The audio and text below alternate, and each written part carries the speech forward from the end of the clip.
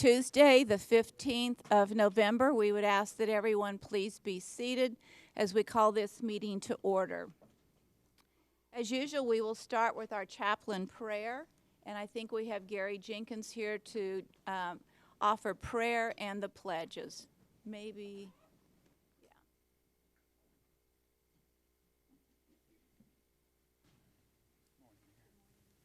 Good morning, everyone. And good to see all the children here today. Amen. Will you join with me in prayer? Precious Father in heaven, we bow before you, realizing you as the creator of heaven and earth. It is you who has established the governments of the world. For it is written, the powers that be are ordained by you. So, Lord, we ask that you please hear our prayer and guide our mayor and city council by your Holy Spirit as you endow them with wisdom, love, and integrity to conduct the business of the city this day.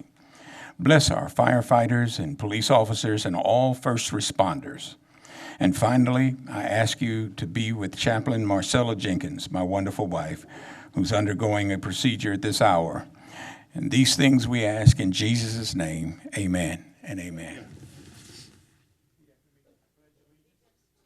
Flag of the United States of America, and to the republic for which it stands, one nation, under God, indivisible, with liberty and justice for all. I pledge allegiance to thee, Texas, one state, under God, one and indivisible. You're faster than our turn is. Slow it down. Prayers for Marcella. All goes well. Thank you.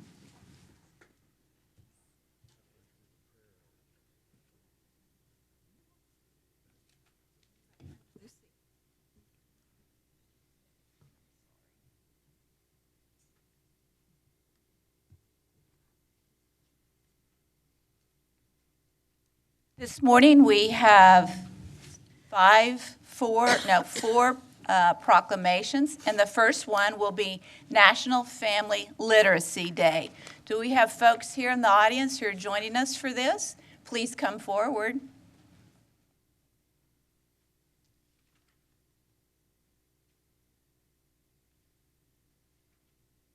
Welcome. Glad to have you. You can stand right over here. And then we'll go up front and have a picture, okay? National Family Literacy Day, established by the 103rd Congress in 1994 and now marking its 28th anniversary on November 1st, 2022, highlights the importance of reading and learning for the entire family and emphasizes the impact that parents have on their child's learning. This day is celebrated across America each year and focuses on special activities and events that showcase the importance of family literacy programs that empower families and build a nation of readers. Literacy programs across the United States will observe National Family Literacy Day by holding readathons, book drives, workshops, and family activities at schools, libraries, and community centers to encourage literacy. As many as 1 in 6 adults struggle with reading and writing. By learning to read, individuals can gain self-respect and confidence and strive towards goals that otherwise would not be achievable.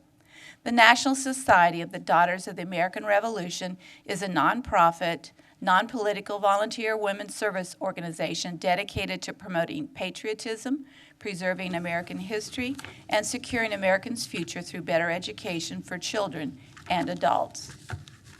Education is one of the cornerstones of the National Society of the Daughters of the American Revolution.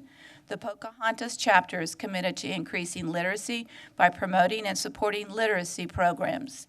Therefore, I, Brenda Gunter, Mayor of the City of San Angelo, Texas, on behalf of the City Council, do hereby proclaim November 1, 2022 as National Family Literacy Day and call on all citizens to recognize the importance of literacy, celebrate the joy of reading, encourage residents to read together as a family, and to extend appreciation to our local librarians, educators, and literacy service providers.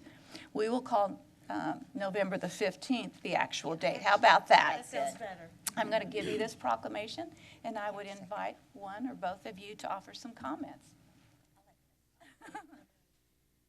Thank you for this proclamation. Family literacy is so very important, and nothing is more, learning for children. If a parent or an adult reads to them, this holds the keys to future success. So we want to do all that we can to promote that. Thank you.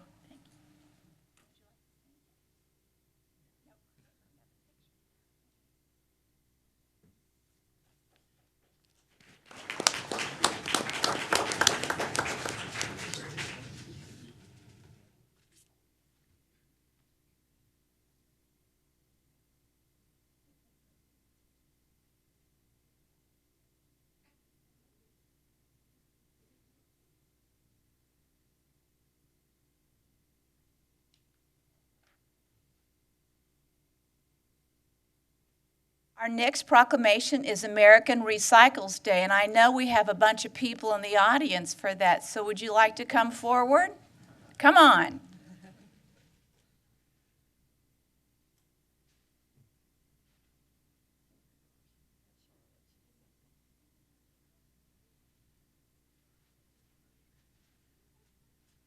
Bring your posters.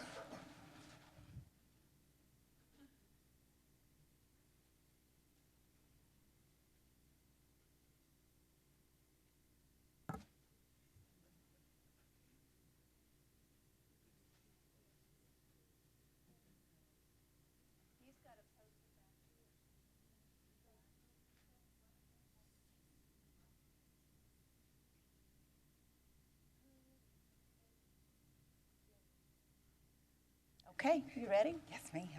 America Recycles Day is the only nationally recognized day dedicated to promoting and celebrating recycling in the United States. Held on and around November the 15th, American Recycles Day educates and encourages individuals on how to be more mindful of what they consume, where and how to properly recycle, and to pledge to recycle more and correctly in their everyday lives. Also known as National Recycling Day, this day began in 1994 after two employees of the Texas Commission on Environmental Quality suggested the idea to the National Recycling Coalition. The first American Recycles Day was officially held on November the 15th, 1994, and had at least 40 states taking part. This is the perfect time for San Angelans to focus on our responsibility to address the challenges facing our recycling system. We can inspire our community and individuals to recognize the economic, environmental, and social benefits of recycling. Keep San Angelo Beautiful encourages citizens to pledge to reduce, reuse, repurpose, and recycle in every aspect of their life. It begins with recycling at home, work, school, and on the go. We can also buy products made with recycled materials and educate and encourage our friends to do the same. There are great benefits to recycling, including assuring our planet remains healthy, reducing landfill waste, and conserving natural resources such as oceans and forests.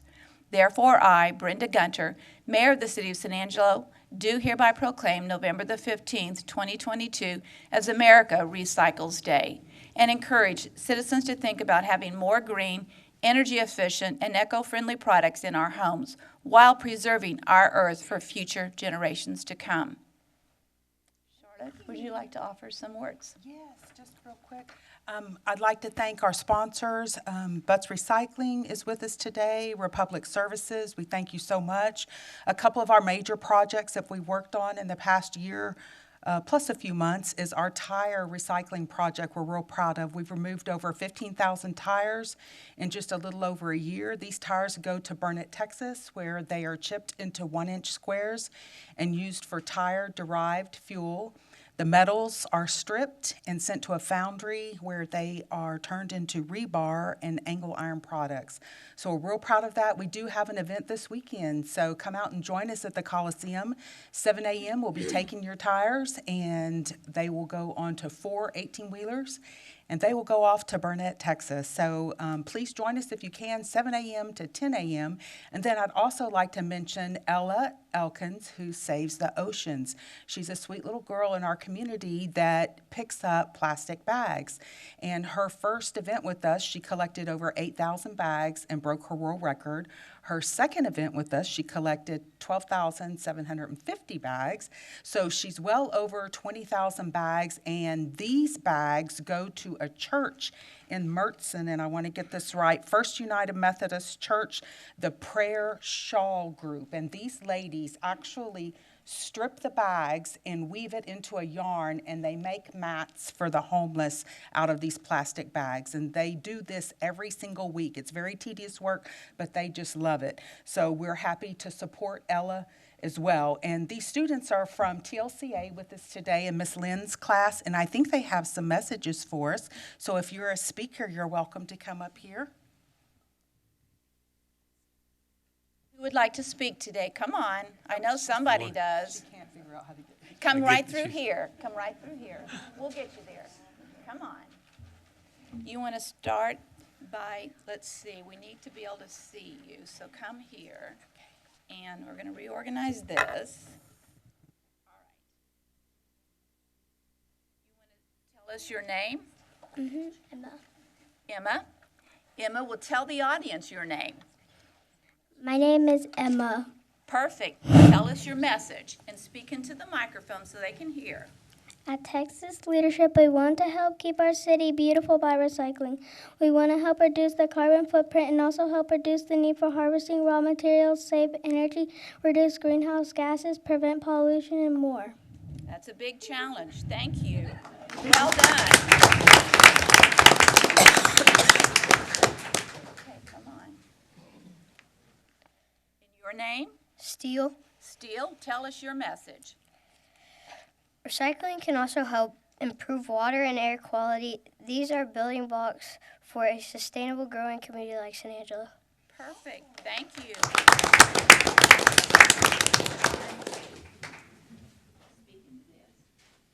Your name? Sophia. Sylvia? Yeah. Okay, tell us what you want us to know. By improving our recycling habits, we can help keep the environment clean and preserve our natural resources. Perfect. Thank you.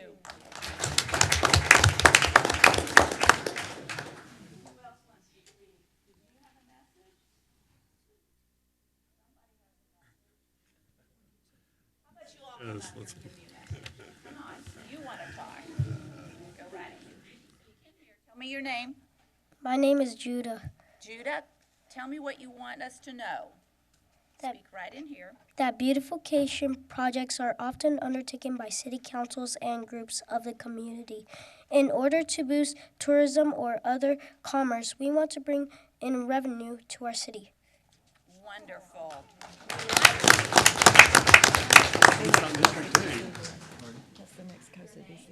Daniel? Daniel, tell us what you want us to know.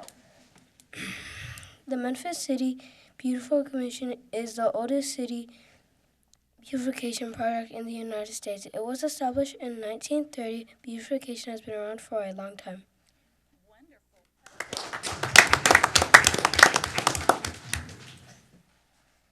My name's Haley, and what is beautification? Go ahead and read it. It is the process of making visual improvements to a city. This most often involves planting trees, shrubbery, and keeping the city clean. San Angelo deserves to be beautiful. Oh, thank you. Anybody else? No more messages? Well, let's read these signs. Tell me what yours says.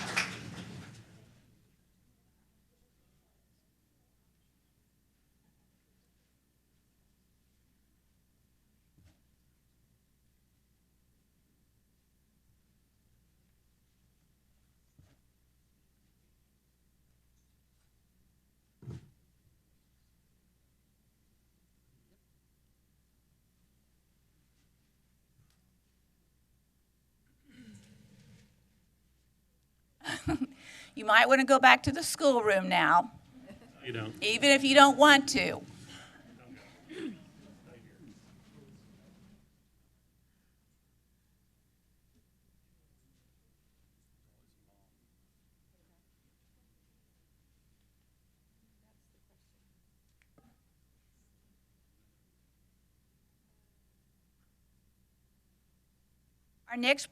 Our next proclamation is Small Business Saturday. I think there's folks in the audience for this.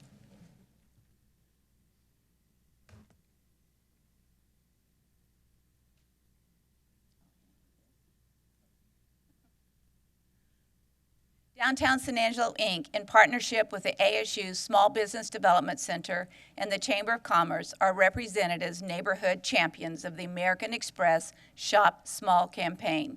As proud advocates of the Small Business Saturday Shop Local initiative, their mission is to help rally the community to support locally owned businesses during the holiday season. According to the United States Small Business Administration Office of Advocacy, America is home to 33.2 million small businesses, which employs 61.7 million people. Small businesses of 500 employees or fewer make up 99.9% of all U.S. businesses, according to their statistics. The future of small business is full of great opportunities for local economies and communities willing to adapt quickly. Small businesses account for 2 out of every 3 jobs added to the economy. In addition, many local makers bring their personal experiences, skills, and creativity to their products. By shopping local, dollars spent are filtered back into our city's economy, social relationships are built, resulting in better service, and unique products are readily available to consumers.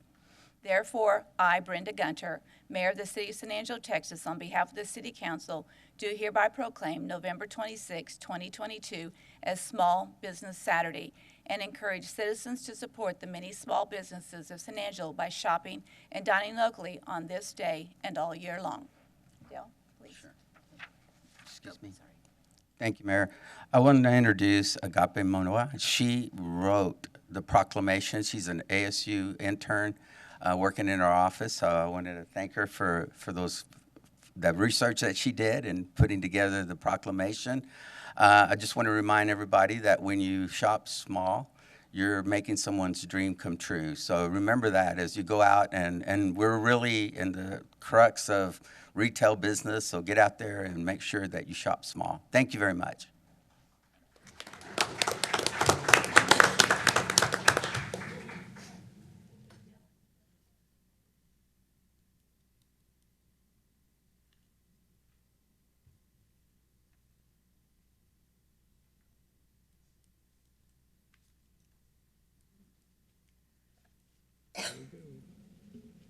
Our last proclamation is Concho Christmas Celebration Day, and I think Lee Pfluger's in the audience to receive.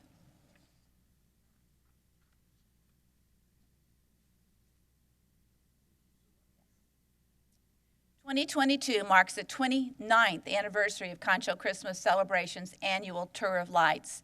The celebration, with over 3 million lights, is one of the largest Christmas lighting events in the state of Texas. The event offers a 2.5 mile walking or driving tour beginning behind the main post office on the corner of Abe Street and First Street and ending at El Paseo de Santa Angela.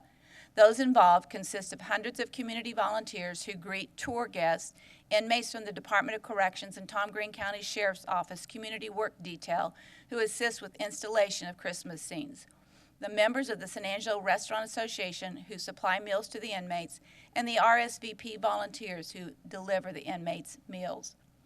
The community Christmas tree lighting ceremony will be held Saturday, December the 3rd, 2022 at 5:15 p.m. at the corner of South Chadbourne and West Concho Avenue. Activities will include the San Angelo Community Band, conducted by Dr. Constance Kelly of Angelo State University, and the Twin Mountain Tonesmans, directed by Mark Clark. The 20th Annual Lights of Christmas Parade will follow the community tree lighting at 6 p.m.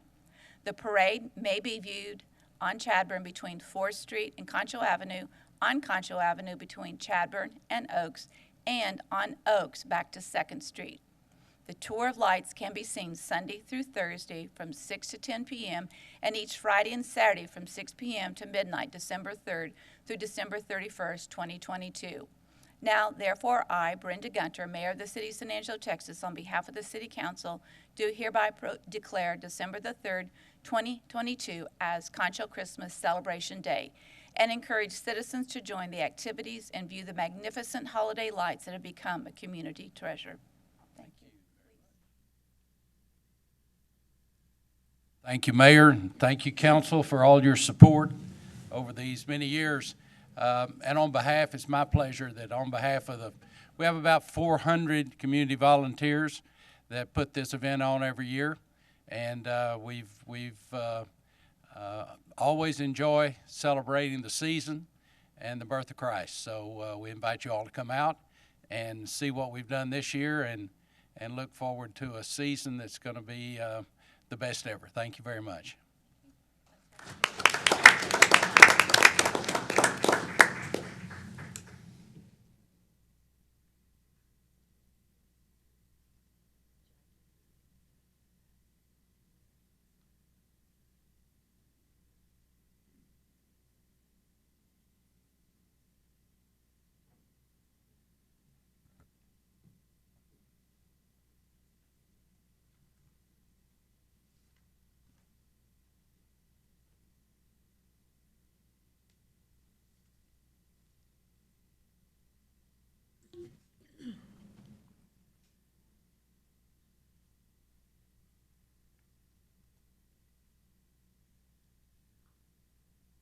With your proclamations complete, we will now move into the public comment. Issues or concerns not on the regular agenda may be raised by the public at this time. Citizens should speak from the podium, address all comments to the dais, begin by stating their name and address or single-member district number, and limit their remarks to less than 3 minutes. Do we have individuals in the audience today who would like to come forward for some public comment?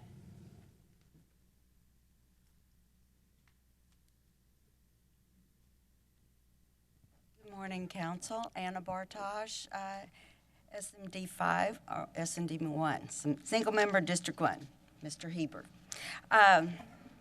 Looking at the consent agenda, I'm not aware of, I know y'all may discuss, but we, the citizens, don't get to be a party to this discussion.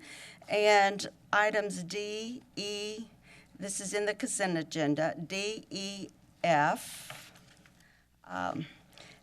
G, H, I, K, L, N, and S, and T are all authorizing the city manager to negotiate agreements and spend quite a bit of money.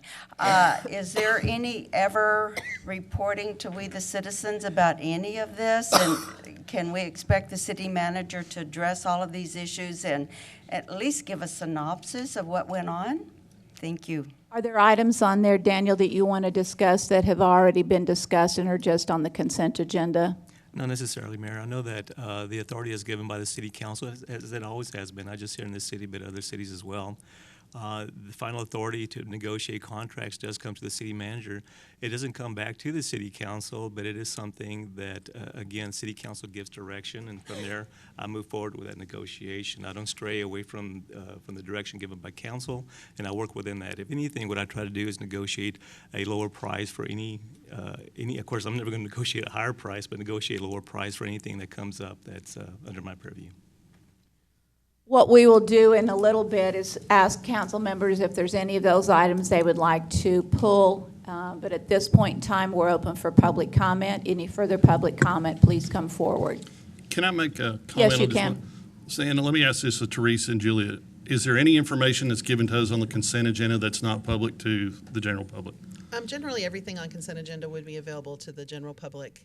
Right, with the so public information it request. comes public, Anna, Wednesday or Thursday, and we all get to research it line by line, item by item. If we have any questions, we have the, I was fixing to say, choice to pull those at any time. If any constituents ever call me from my district and say, hey, I'm concerned about this one, that has happened.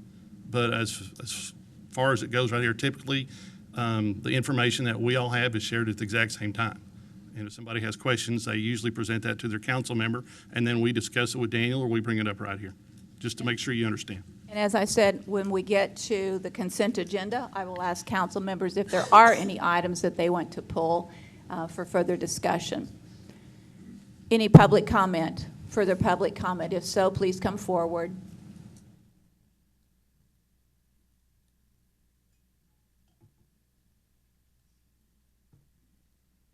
Morning, I'm Mike Burnett, Executive Director of Concho Valley Community Action Agency, and I reside in single-member District 1.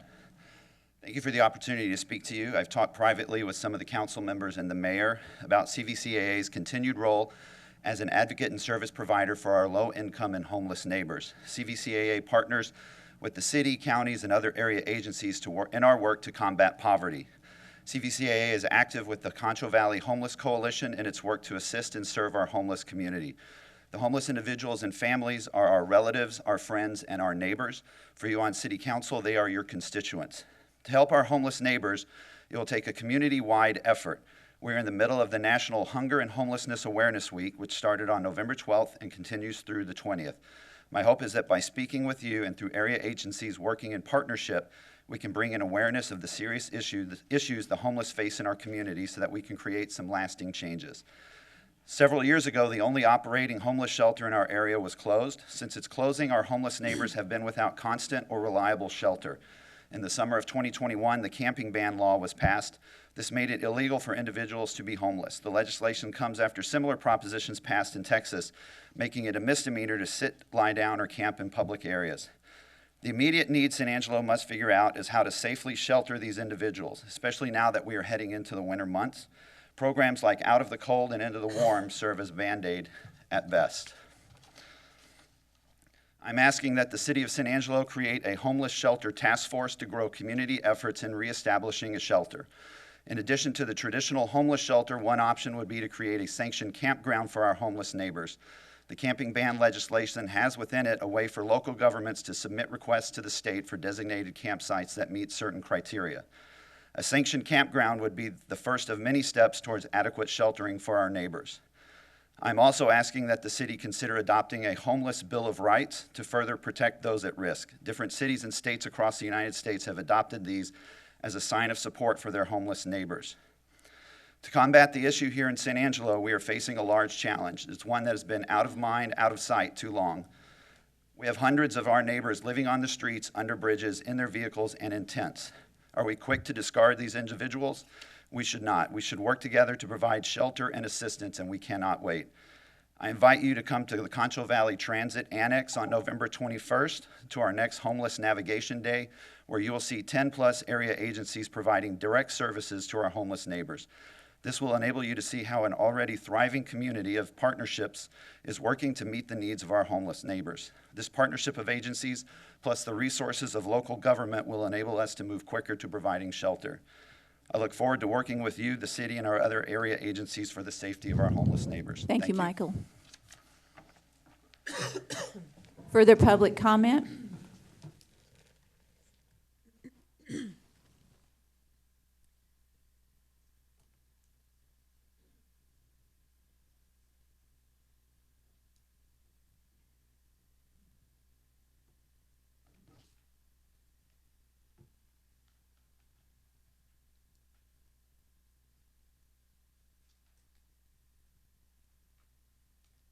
White, District 6. I'm really pleased to see Lee Pfluger here today. Daniel Valenzuela.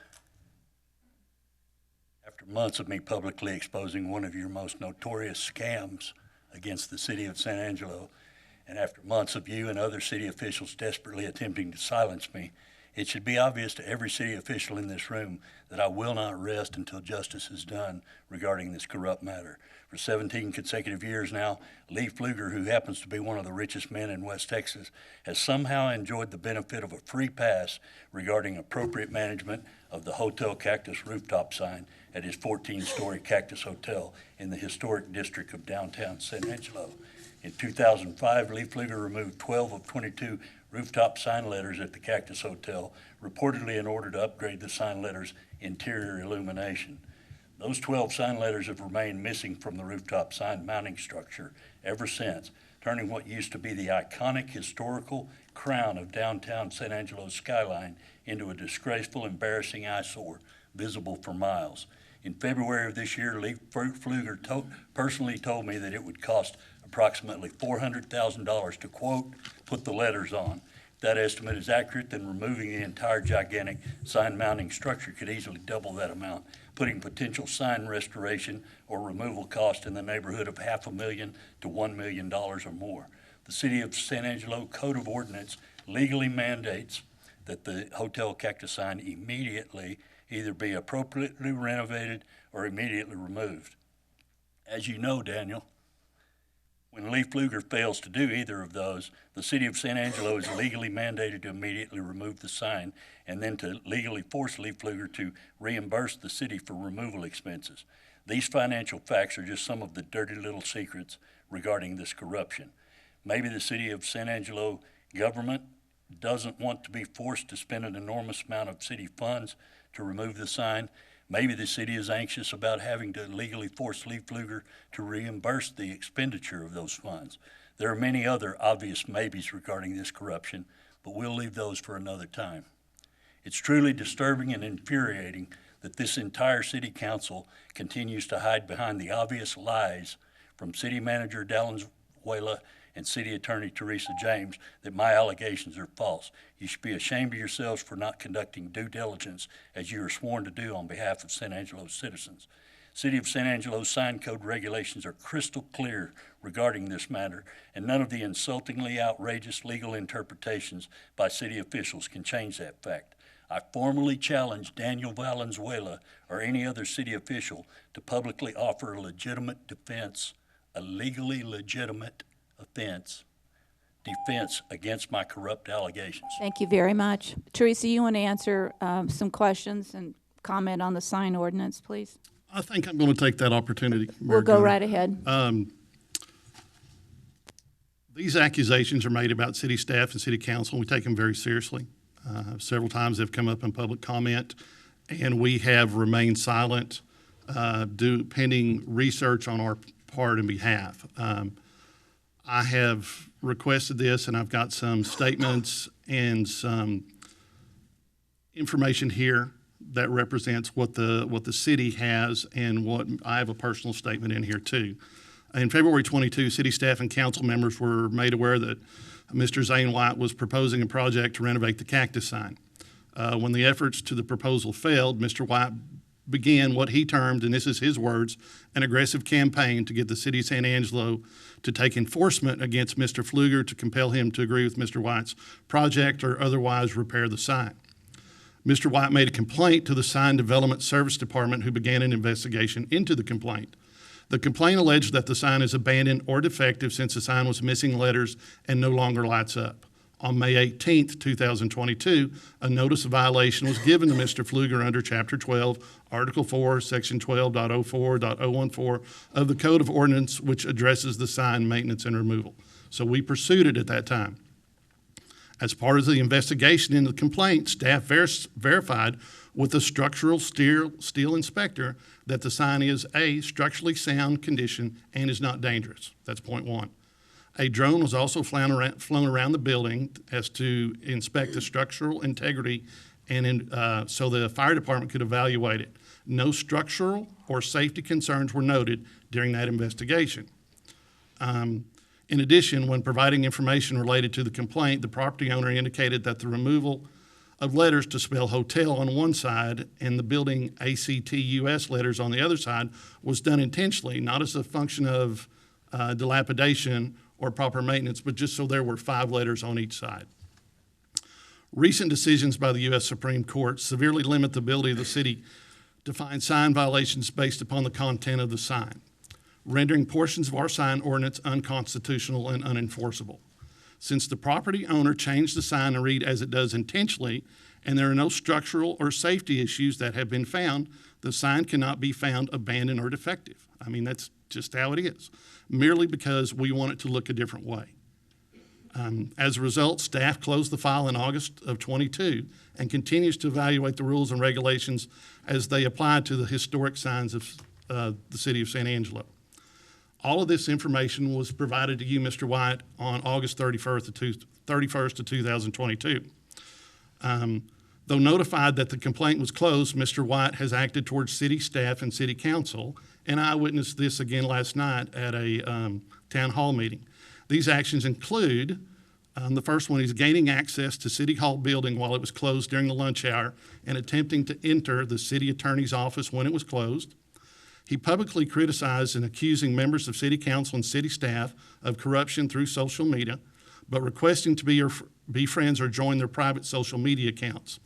And Mr. White, it is at this point I'm notifying you that your requests are unwanted and to stop attempting to contact me on any of my social media accounts, Facebook, Instagram, or LinkedIn. That's the public notice to you at this time.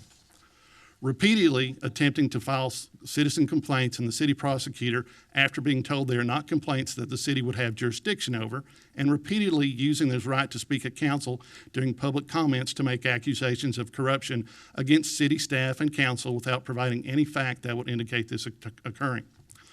On October 28, 2022, Mr. White made a formal criminal complaint against City Manager Daniel Valenzuela, alleging abuse of official capacity and official oppression after Mr. White was removed from the city's attorney's office by the San Angelo Police Department. As standard protocol, that complaint was forwarded to the Texas Rangers, which Mr. White has stated, on November 8, 2022, after reviewing the body cam video of the removal of Mr. White, the Ranger declined to conduct an investigation into Mr. White's complaint. His statement is, there's no basis for the investigation, as I could not find nothing in Mr. White's complaint, nor in the body-worn camera videos which would constitute a criminal offense committed by City Manager Valenzuela. The Ranger then went on to state that the decision of the officer to arrest Mr. White and remove him from the property was based solely on his refusal to leave when directed by the officer, not Mr. Valenzuela, and was done at the request of and not done at the request of City Manager Valenzuela. The City of San Angelo takes allegations of corruption seriously. Mr. White has not provided any information that would indicate the action taken by the city in regards to the cactus sign is improperly based on the state of case law related to regulations of signs or the condition of the sign. To be clear, no further action can or will be taken with regards to the sign on top of the Cactus Hotel unless the condition of the sign deteriorates or the U.S. Supreme Court reverses recent direction on the limits imposed on the cities with regard to the sign regulation. We found it important to request to say this. Sometimes it's questionable whether what we say appears on a personal agenda or a public agenda or how we represent council. But this right here is our summary of all the accusations that you have brought forward to us. If you have anything else, we wish you would, make that request of city attorney, but at this point, the accusations we have here in this whole place is closed. I'm done. Thank you for that recap, Tom. Tracy, do you have anything to add? No, ma'am. Well, yes, ma'am. I do have one thing to add. The sign issue is an issue. The state of the case law on the issue is very much evolved recently, and we are looking at all of our sign regulations to make sure they comply. You guys have taken numerous actions in doing moratoriums on certain signs, changing and suspending various provisions of our sign ordinance in order to accommodate some of these cases. So until, as Tom said, there's a change in that case law, there is nothing we can do about what the sign says, and we're not finding there's anything structurally wrong or dangerous about the sign. So there is nothing else that we can do. I appreciate everyone putting the time and effort into recapping this issue so that the public is well informed and understands the position that the City Council and I as mayor are taking, and to make sure you better understand the position as dictated by law. By law. It's not a personal agenda item, it's by law. Thank you very much. Any further public comment?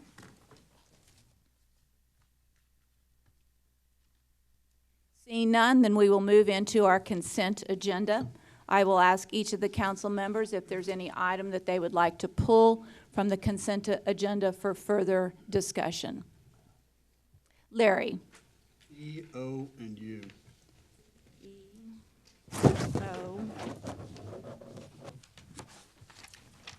And U. Okay. Karen. C, please.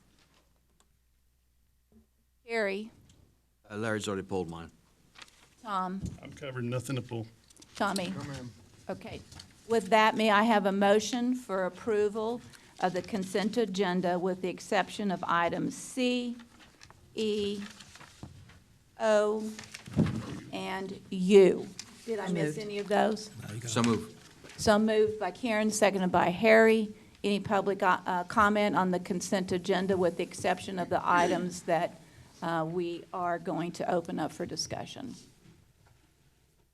Seeing none, we'll take a vote. All in favor, say aye. Aye. Are there any opposed? Seeing no opposition, the consent agenda has been approved with the exception of items C, E, O, and U. We will start with item C, consider awarding FC-01-23 to Duncan Mechanical Services Incorporated in the amount of $141,653.75 for the full replacement of 11 HVAC units at the Chase State Office Building at 622 South Oaks. Bob, you're on. Morning, Mayor, Council. This is a fair bid. It's to replace units that are probably going to eventually fail in the building. Most of the units are original issue, dating back to the early 2000s. Several have been replaced since then by the previous building superintendent. He, before he retired, identified the units that most needed replacement, and this is probably the beginning of a multi-year plan. We don't have enough money to replace them all, and frankly, you don't want to.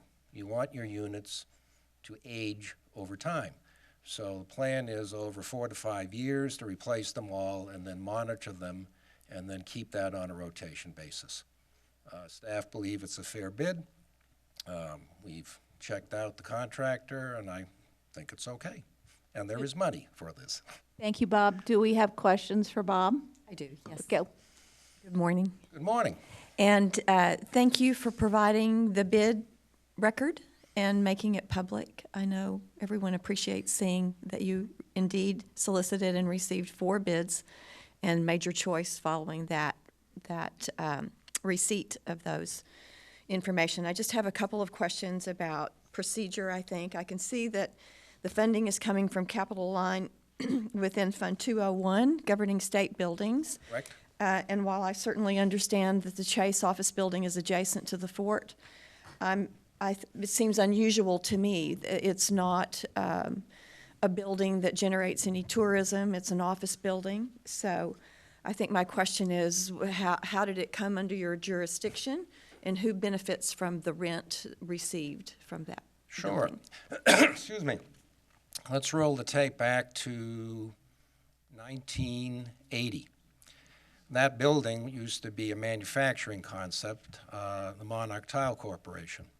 And the Fort Concha Museum Board in 1980 purchased the entire mega block bounded by Oaks, then Avenue B, Wool, and then Avenue C. Specifically because that block contained, attached to it, 2 original barracks buildings, Barracks 1 and Barracks 2. It was a major purchase, a major property acquisition. It happened before my watch, but if I were there, I would have done the same thing. Over time, the buildings were rented out to various organizations. Monarch Tile left San Angelo shortly thereafter. And then, under the leadership of former State Representative Rob Janelle, the complex was renovated, bonds were floated, and it was turned into what is called today the Chase State Office Building after beloved pediatrician Dr. Ralph Chase. Frankly, this is one of the best things ever that happened to the fort and to the community. It brought together 13 state agencies, which were scattered all over town, serving people who usually didn't have public transportation or any transportation, and it dramatically improved the appearance of the building in the area. It also spun off economic assistance to Fort Concho since the fort bought the property under the city's auspices. A portion of the rental fees paid every year support the fort's operating budget. Also, this wasn't planned, but you may recall a number of years ago when the FLDS event took place, that was ground zero headquarters, and virtually every state agency that monitored and managed that event was in that building. Tourism, no, it's not a place you go if you're visiting from Iowa. But if you're a citizen who needs assistance with various state agencies, it's a very efficient place. And it also houses some extra storage facility for the fort. So all in all, it is a terrific addition to the fort economically and logistically. You want to tell us when the bonds expire? This is the last fiscal year. We're in fiscal 23.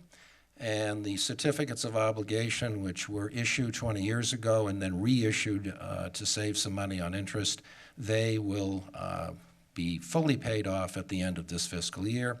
I've been asked by the Assistant City Manager, Rick Wise, to put together a short, long-range plan on how we can move forward and maybe lessen some of the bite that the fort takes from the general revenue budget, and to look at long-term viability for the state building and its capital needs. And we're working on that now.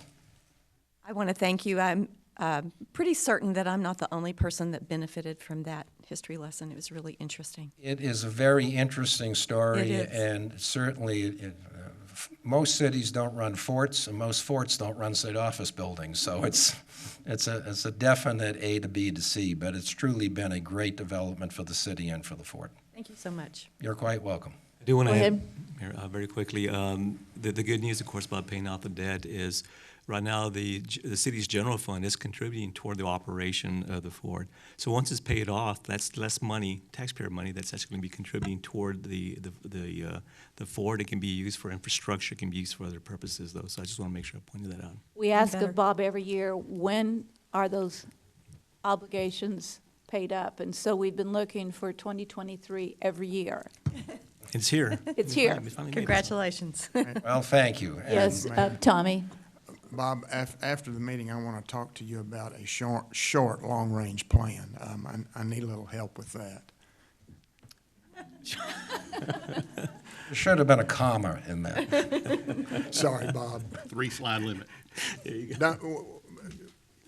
If you get to know Bob, you learn not to challenge Bob with anything to do with the language, because Bob can turn you inside out and upside down. So we'll talk about a short, long-range plan. I'll check with my grammar advisor. Thank you so much. Thanks, Bob. Karen, would you like to move for approval of item C? I would. Is there a Move for approval. second? Second. A second by Tommy. Any public comment on this item? Seeing none, we'll take a vote. All in favor, say aye. Aye. Are there any opposed? Seeing none, motion passes Merry 6. Christmas to all. Thank you. 6-0. We'll move on to item E. Consider approving TIPS contract number 210907 for police vehicles to Silsbee, Ford, Silsbee, Texas, and Lake Countries Chevrolet in Jasper, Texas, in the amount of $624,000 for the purchase of 12 units, with the option to purchase one additional unit, and authorizing the city manager to negotiate and execute all related documents. Ryan, you're on. May I say something first, ma'am? Yes. I did not plan on pulling this item, but Mrs. Bartosh over there motivated me to ask you this, because there's a lot of money here that we're talking about, and I think the community needs to know how this all happens. So what I'd like from you is to describe the entire process that you went through, and now we got a bill for it. Does that make sense? I can, and if I leave pieces out that you want to know more about, then please ask me to fill it in. Thank you, Anna. One would be local versus Jasper, Texas. So in general, when we start to pursue vehicle purchases, we evaluate the process of what it is that we need. In this case, police vehicles are a priority for us. We buy them every year for this particular item as we're discussing. Those vehicles we generally like to shape and size to the department's requests, the certain options that we're looking for, and that applies to many of the other vehicles that we buy as well. In general, again, we do like to publish bids when it's appropriate to do so. We don't always get to, and I'll elaborate more in just a moment. At that point, once we have either a bid or, in this case, a purchasing cooperative quote, we pursue that purchase as if we are gaining approval from council, requesting that approval at this time, for example, and then issuing that purchase order with the hopes that those vehicles will be delivered in a short amount of time. Now, to speak to the local versus out-of-town nature of this particular item, if I could do that, vehicles and equipment have become increasingly more difficult to purchase, and we are very carefully considering how we can get that done in this climate. In this case, Ford and Chevrolet both have rearranged and continue to rearrange their ordering bank that we can pursue many, many times. And often cases, it's at a point where we cannot function within their order bank. For example, the Ford police vehicles, the order bank was open in August. When we found out about it, there was no time to get a bid in, and it closed before we would have ever been able to take any action. Now, that's the order bank for the entire model year 2023. So we have no other action in this case except to pursue vehicles that a vendor has acquired in some other manner. And in this case, Silsby Ford has done that, and we have those options available to us. And so the purchasing cooperative bid was selected as the best means to purchase for this time because we cannot put out a bid. If we did, we wouldn't get any responses to that. Local vendor was unfortunately unable to provide those units. And the same applies to the Chevrolet, the Lake Country Chevrolet piece of that. I'd like to add to that the items that we purchase off of a purchasing co-op have been bid to go onto the co-op. There's a provision in the law that allows us to be members of these co-ops. They bid the items, they put them on their listing, and we can purchase them, and that meets the bid requirements. So it's not like you can just list anything. There is a process they have to go through, and those have been competitively bid to be on that particular purchasing co-op. Is that clear? Perfect. Any further questions for Ryan? Larry? How many steps did this go through within city government before it met final approval? There's a lot of hands involved here, and I think folks need to know that this wasn't one person that did this. Can you give me an estimate of, or even name some of the units in city government that went through the approval process on this? Yes, sir, and I don't intend to leave any out. Generally, the process starts with me. As we begin budgeting for the next year for equipment replacement, I reach out to departments to make sure that we are purchasing their desired functional equipment. And then from there, after working with that division, I speak with my superiors, which is Director of Operations and Executive Director of Operations.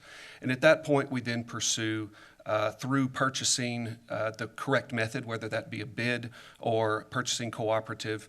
Generally, I'm requesting from the vendor, if they have a purchasing cooperative, to provide me that quote, which is then at a point, I believe, reviewed by both purchasing and then the agenda item by legal, if I have that proper.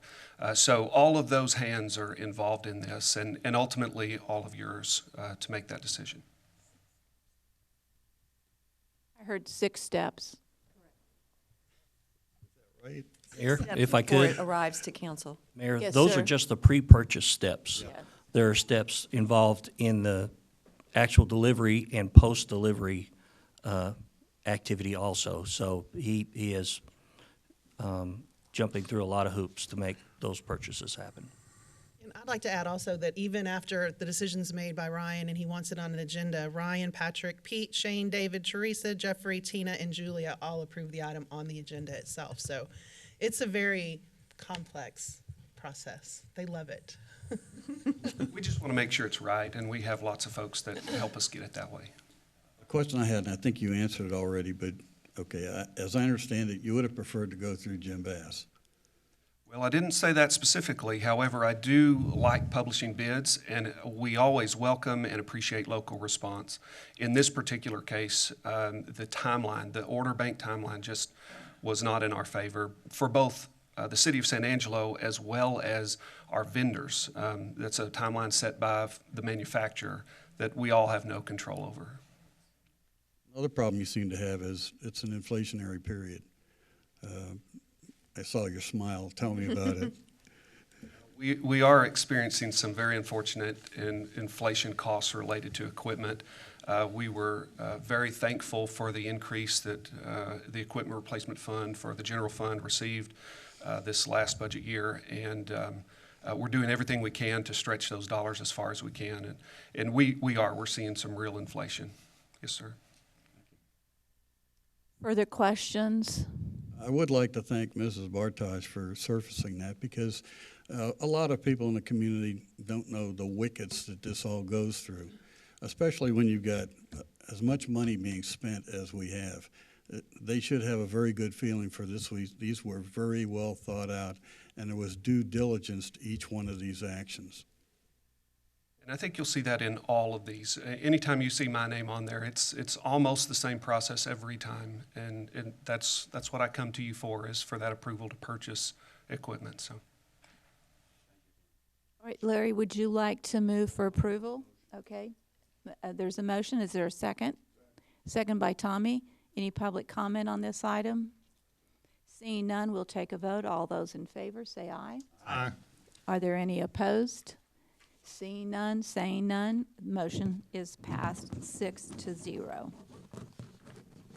We will now move into item O. And item O is consider a resolution accepting a piece of donated art to commemorate Charles and Joanne Powell and allowing the art to be displayed in the San Angelo Regional Airport near the baggage claim area. Hi, Jeremy. Hi. Good morning, Mayor, council staff. Jeremy Valgaardson, representing your fabulous San Angelo Regional Airport. You all know Joanne and Charles Powell, and he served on my airport board for years and years. And when he passed, the airport board decided that we wanted to do some type of memorial for him, just to highlight some of the success that he's had in the community, and also his wife. We didn't want to leave her out because she's been very instrumental to the success here. So this item's been on my airport board agenda for the last year, and the board is finally ready to bring it to you for approval. So actually, I brought Mr. Bruce Partain, who's kind of been heading this project for airport board. He serves on my airport board now. And the artist, Alejandro Castanon, who is a local artist, is also here to answer any questions. So I'll turn it over to Bruce.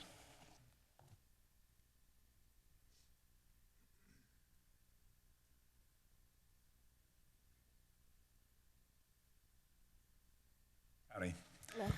Bruce Partain, single member District 1, and I do serve on the airport board.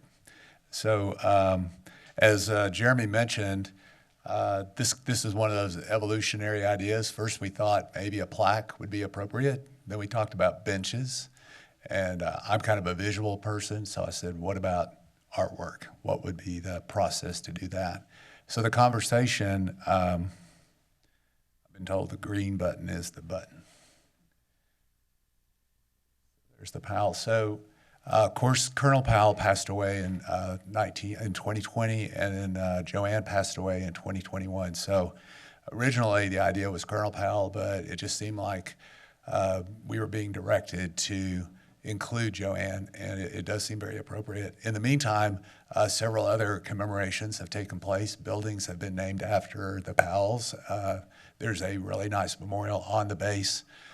Some of those places are not quite as accessible to the general public, and so I think that the airport, with over 50,000 employments per year by commercial aviation and 20,000, I think, operations in general aviation, turns out to be unintentionally a great place to look at artwork as much as learn about the community. I think the key thing to remember, for us at least, was we knew that this would be a project as it got to be discussed, this bigger scale, this original art, that if we could fund it privately, then we could go quicker, although quicker is relative. We've been after it for about a year just to talk about it. So as the lead on the project, I talked to a couple of artists, and knowing that Alejandro has a really bright, vivid, youthful design ethic, seemed like a very good choice. There has been some conversation, I know, about did you put this out for bid? We did not. And I think if we had asked for public funding, of course we would have done that. So if that's of any concern, that was the background for that. And we also know that art by committee is slow. We're a committee. It's been slower than an individual would have done. But we did have lots of discussion amongst the airport board. We did go through the Public Art Commission and had questions and answers with them too. So I think we followed the protocol that would be done for this kind of artwork, even if it had been publicly funded. So as of July, we were approved by that institution. And I guess the other questions people might have is, there's some of the style. And this is more of a personal thought too, is as far as what will be included in the artwork. Obviously, we want it to be done professionally by someone who can capture an individual. And Alejandro is here today, and he can talk to this as well. But you want some accuracy, obviously, but also you want to have some passion. And so I think you see some of the passion in his work. So far, what Alejandro has done is that you're getting to kind of see inside the workshop, how does an artist actually produce material. So he's done a sketch of Colonel Powell just for his own edification and getting into the subject, but also a pose. The pose he is working on, Joanne right now, kind of getting that down. But what you see here is preliminary sketches. It's not indicative of what will finally be done. I will say that it's going to be a very large piece of artwork, partly because in a public building, in this building, when you've seen some of Alejandro's work and in City Hall, those are much bigger than you might, if you had your tape measure out, they're actually a lot bigger than you might imagine. So this will be pretty good scale. And as it turns out, there is some available space. And actually, I think it's maybe God's will in a way that it's right near baggage claim, and you think, well, by baggage claim? And as it turns out, everybody who has checked a bag is going to hang out at baggage claim, and they could be looking at their phone. You think of maybe a young military member in San Angelo late at night, first time looking around going, man, I'm kind of getting a little depressed. There's just nothing here because they haven't experienced anything in San Angelo yet. And they're some of the first people, the images they'll see is Charlie and Joanne Powell, with Goodfellow artwork in the back, probably some San Angelo things, just maybe a welcome, maybe a selfie is going to be taken, and they'll send this back to friends and family going, well, I've arrived in San Angelo, and the Powells have greeted me. I think it's just kind of a cool element to this that maybe we didn't anticipate. It's also in the public access area as opposed to behind TSA. Doesn't mean that there actually already is some nice artwork up in the TSA area, but when it was placed there, it was not inaccessible to the general public.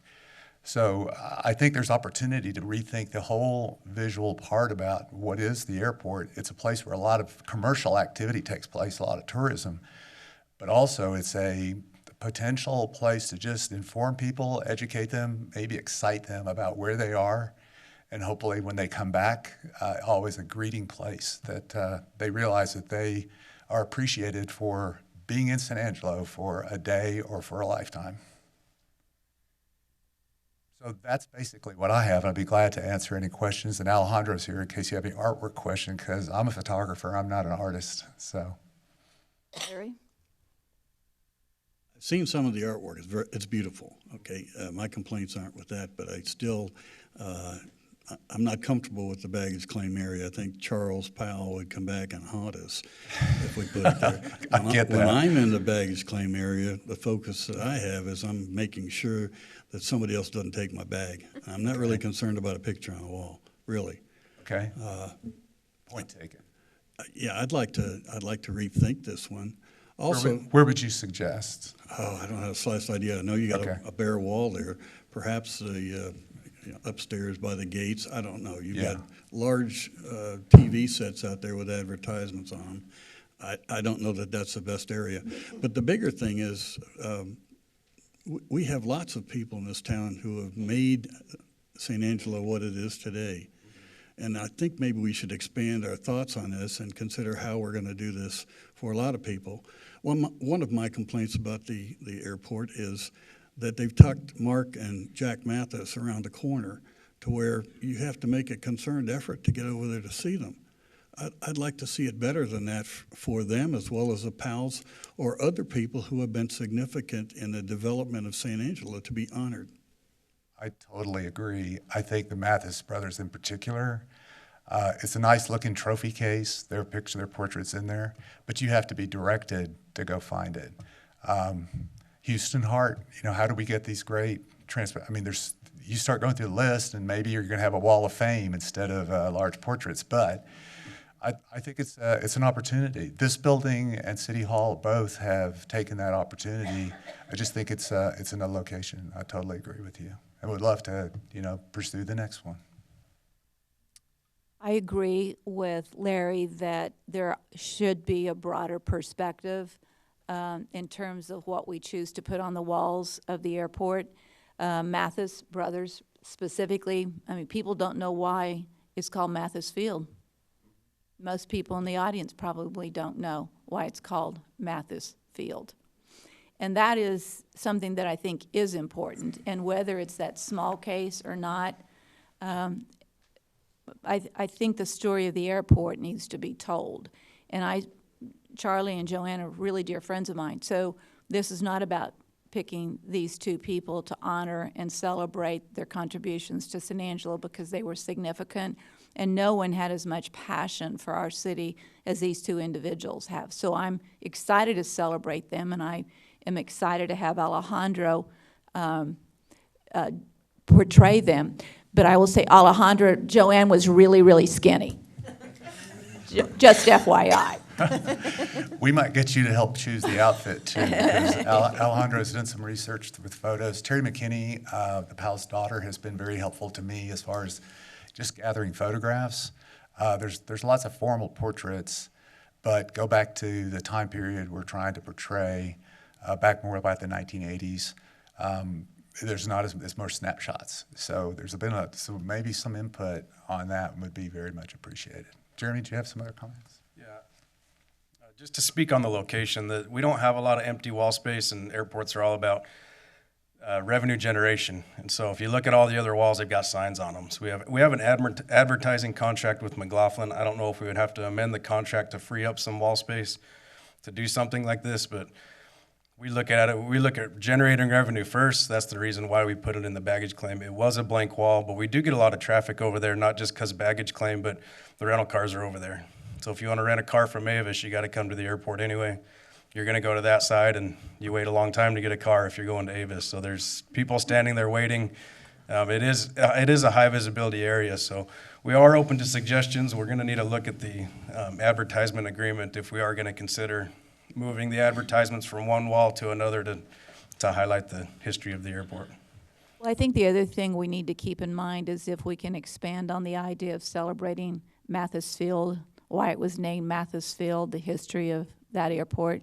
We need to keep everything in perspective so that we don't outsize their picture, the artwork, but have room and available space to also look at adding to that presentation of those people who've been contributors specifically to the airport. Yeah, and I think Airport Board would agree with you. We've had that same discussion. This is kind of step one to a bigger phase. And I know you've been through the airport. You've seen a lot of the blank walls as you're coming down the big stairs. It'd be nice to highlight. There's a lot of space in there to highlight the history of the airport in San Angelo. So this, I think, is step one to a much bigger project over the years. Larry? Would the artist like to say some words?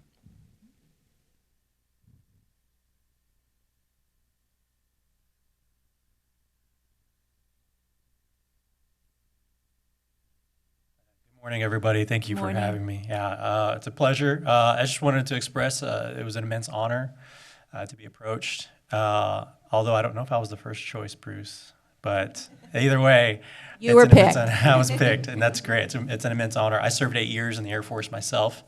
during the Iraq War. My father served 21 years during the Desert Storm and served in Albania as well during that conflict. So it's really a great opportunity to be able to tie my own personal history to as well the efforts that I've contributed over the years here in San Angelo of being part of the community and aligning that with what the Powells also contributed during their time here. So I just wanted to express that so you could see that I am invested in the accuracy of the portrait, and there's a lot of thoughtfulness that goes into it. And as Bruce had mentioned, it was a challenge just because from a concept standpoint, I wanted to portray Colonel Powell in uniform. And I felt that was really important for any visitors that were coming through the airport to see that he was definitely part of Goodfellow as well as San Angelo. So the challenge there was to be able to composite poses that I actually was the sitting pose for Colonel Powell. My wife was standing in line. So as you noted earlier, the body types don't quite line up, but it was there just to provide an example of this is where we want to go with the pose. And it was very thoughtful in the action. And you can't see very close in, but I was going to have him holding a copy of the Standard Times in his hands because I thought that was an important tie from himself to the community. So little things like that, as well as the background, was going to be a little bit more thoughtful in terms of Goodfellow Air Force Base and possibly displaying even an aircraft that he flew, I believe, during Vietnam. So yeah, a lot of thoughtfulness there. So I'm open to any questions and, of course, suggestions as well. Well, one of the things, we all know who they are, but how do we tell people who go look at your wonderful artwork who they are? Is there a plan to have a plaque? Is there a plan to have some details about why their portrait is there? Yeah, it's a good point. Absolutely. I don't think, words and pictures are the ultimate combination. So there'll be a proper bronze plaque. Carefully proofed, and you all are welcome to help proof it because this is where sometimes the devil's in the details. But yeah, I don't think it would mean much without that information. So it's a good point. Alejandro. Go ahead, Tommy. While you may know, perhaps you don't, Colonel Powell was not the wing commander when we nearly lost Goodfellow. That was back in 1990. But I can tell you, I served on that committee. He was very instrumental in working with and through the Pentagon, with and through all of our elected officials in Washington and at the state level. So if there is any way, when you said Standard Times, I don't know if that's something that can be weaved into the artwork. That may be way too much detail but anyway, I wouldn't say due solely to his efforts, but he had a huge part in saving Goodfellow Air Force Base. Yes, sir. I did some of that research as well, and I read up on that, and it was quite amazing to see the amount they were able to accomplish, and that we're still enjoying the fruits of that as well. Even Goodfellow winning many awards in conjunction with the city of San Angelo. So it was amazing to me to see the connections that he had still at that point after his retirement, some 7-8 years later, with and through the Pentagon. They agree with you. Yes, sir. So I think we've complicated everything for you, and so good luck. Thank you. I appreciate the challenge. Thank you so much. All right, Larry, you want to make a motion? Will the motion be the acceptance of the artwork, but not necessarily the location? I think it should be the acceptance of we believe that they are deserving of having artwork reflect their commitment to San Angelo, but that we also want to see further artwork to tell the story. But that's pretty complicated, and so you know what we want to do, you hear what we want to do, so make it so that they can move forward on this. The item is actually a resolution that you're approving that accepts the donation of the framed piece of art canvas and doesn't address at all the location. I'd very happily make a motion. Well, it says airport terminal, but it doesn't say specific, it doesn't say baggage claim. So a resolution, do we have to pass a motion on a resolution? So Larry, you're on. Yes, make a motion. Is there a second by Karen? Any public comment on this item? Seeing none, we'll take a vote. All of those in favor, say aye. Aye. Are there any opposed? Hearing none, the motion passes 6-0. We will now move on to the item U. Consider approving the Tiers Board recommendation of an amendment to increase the incentive grant to the amount of $50,818 for an already approved project in the South Tiers located at 416 South Oak Street. John? Yeah, I'd be happy to answer any questions. You want a kind of an overview of how we got here, or? Well, I guess so. I guess we're concerned about, whoops, what happened? We went from this one amount to another amount. We'd just like it clarified. Yeah, basically, we were dealing with 14 or 16 projects that were requested, looking at either 7 or 8 of those that were funded at the time, and then putting together all of that for the Tiers Board.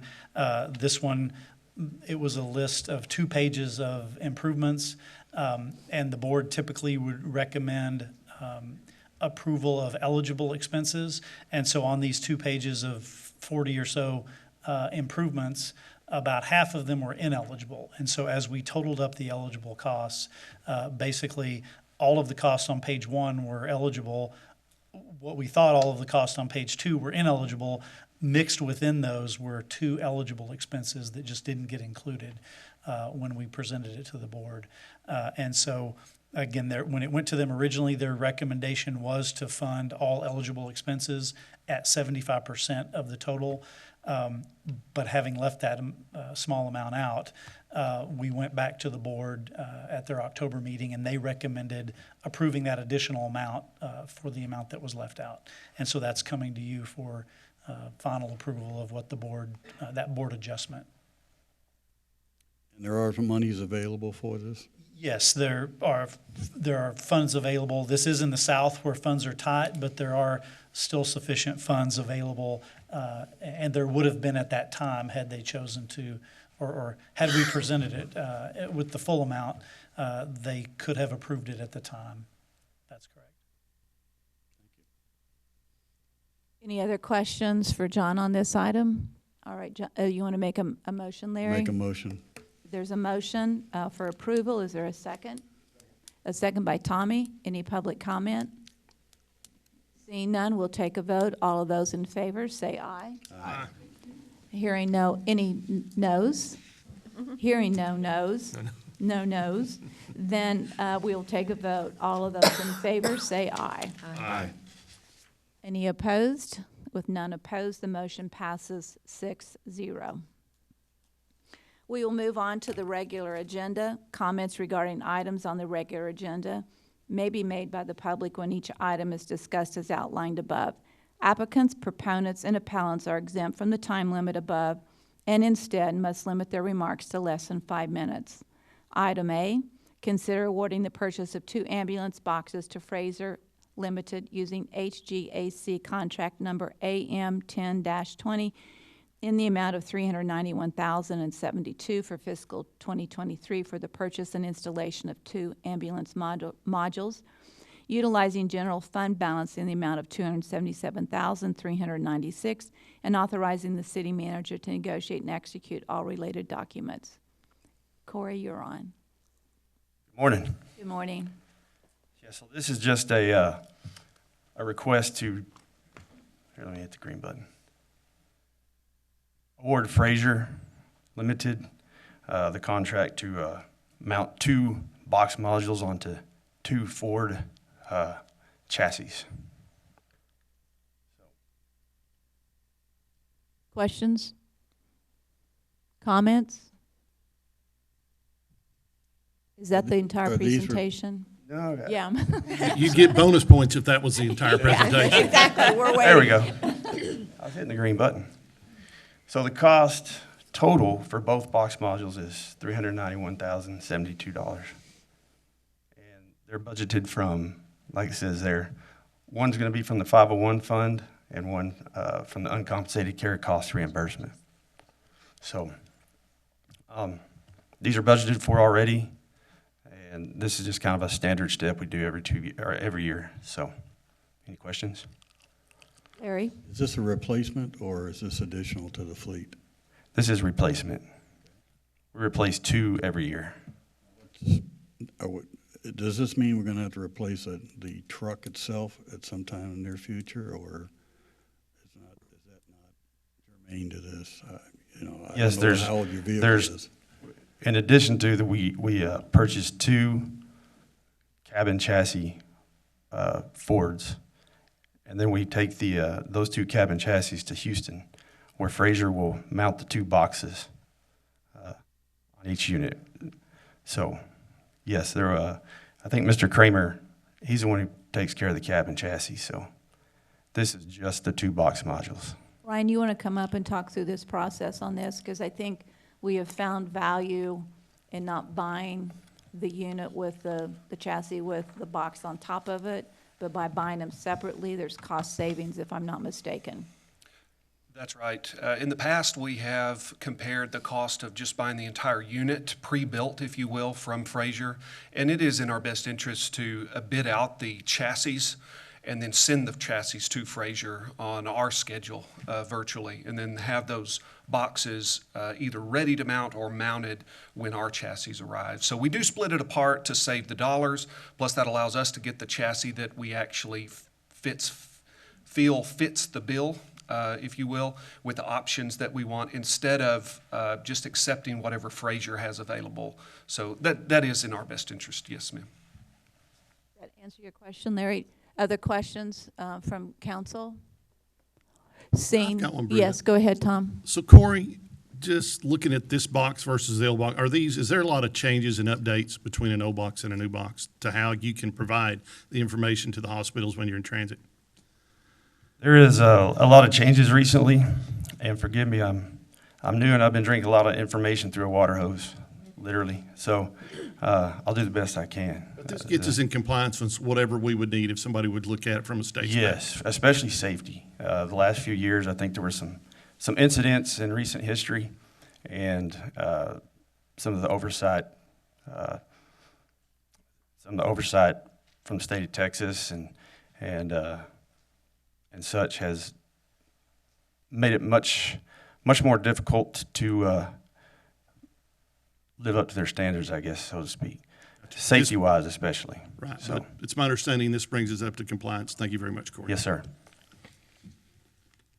Yes, Daniel? Mayor, I just want to make a quick comment. There are times, of course, that the chassis does outlast the box, and we actually save money by replacing the box on the chassis that we currently do have as well.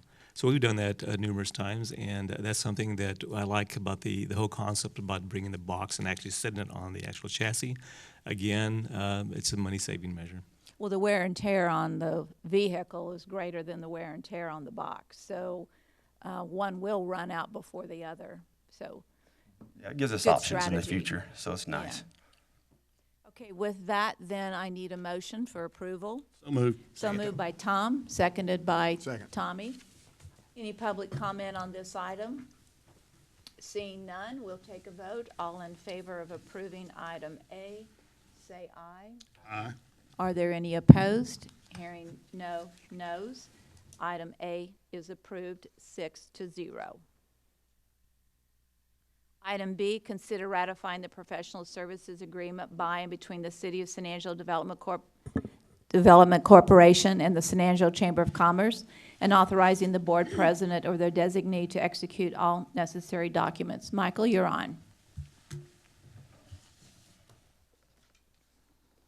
morning, Mayor and Council. Michael Dane, Acting Economic Development Director. The Coast City Seaboard approved the renewal of the expiring contract with the Chamber of Commerce. The expiring contract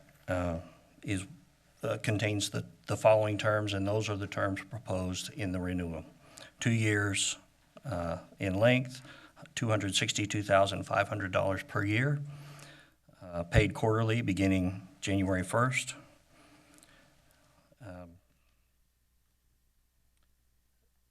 What was not part of the motion, and what I would be part of my recommendation, I recommend approval, by the way, of this item, would be that you direct me, or that you have Daniel direct me to pursue, after this is approved, to pursue an amendment that the scope of services section be amended to include updated services and performance measures. The way this went through COSA DC, they did not take an opportunity to update that section.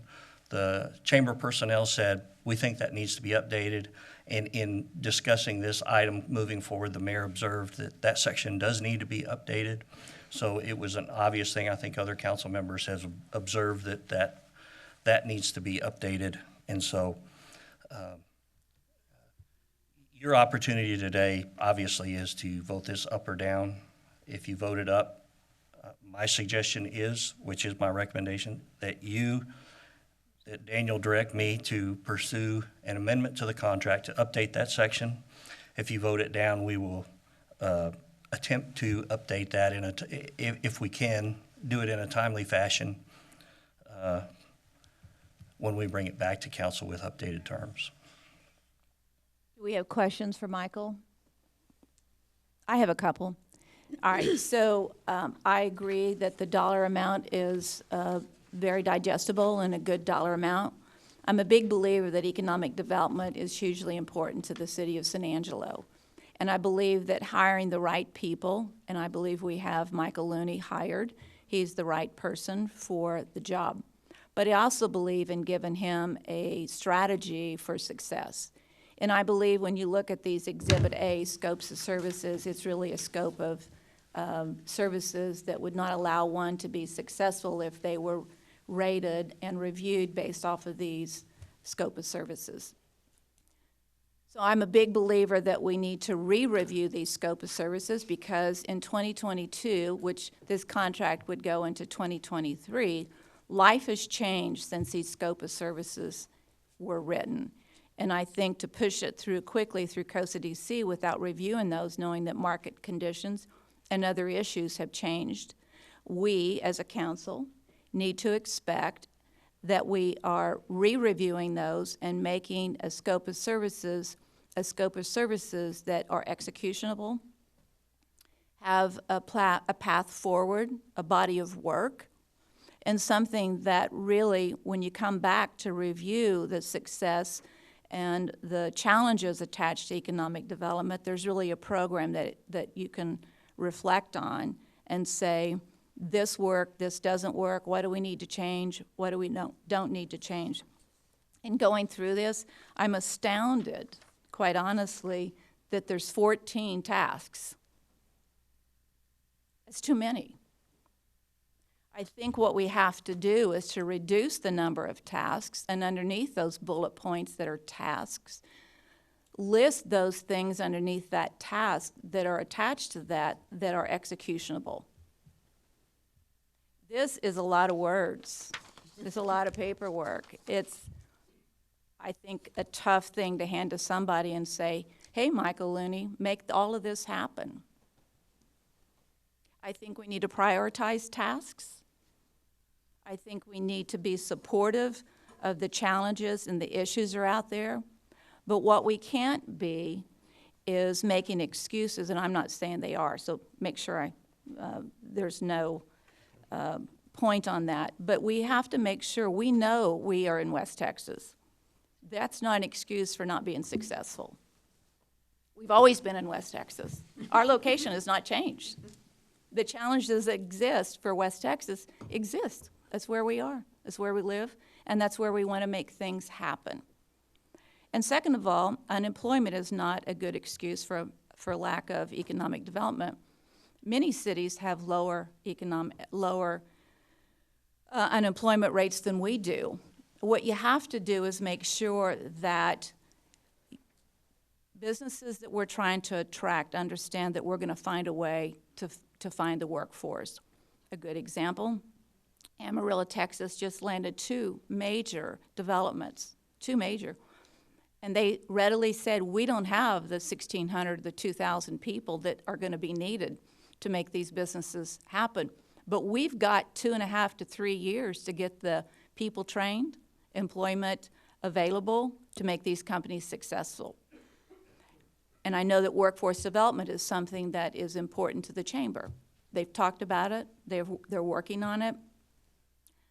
But these things exist. We've got to have a plan of action, tasks that help us get to the end result of telling our story and recruiting businesses or expansion of businesses to help us be successful.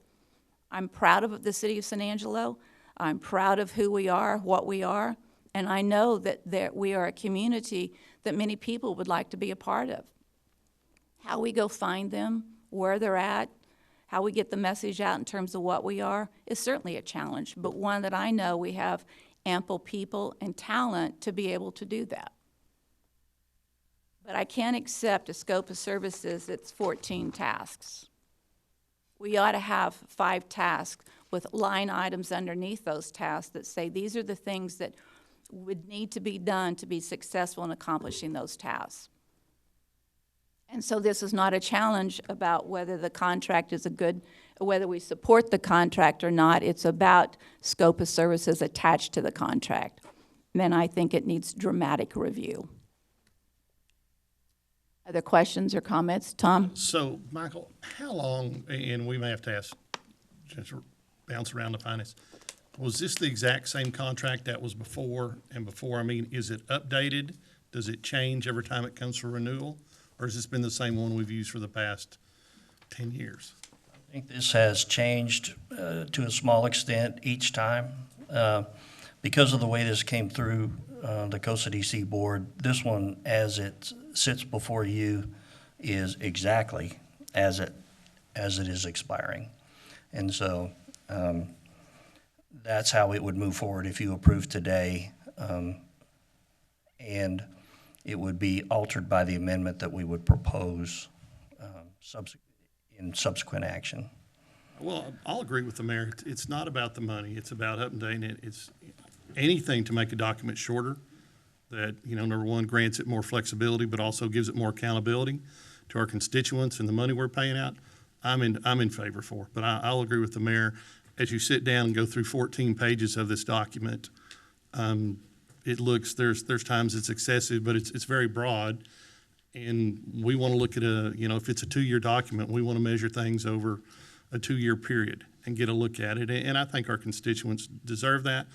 Everybody that's put their heads together on this has really worked hard to try to move with something that makes it work, but the deliverables need to be looked at. And I would certainly say an amendment moving forward.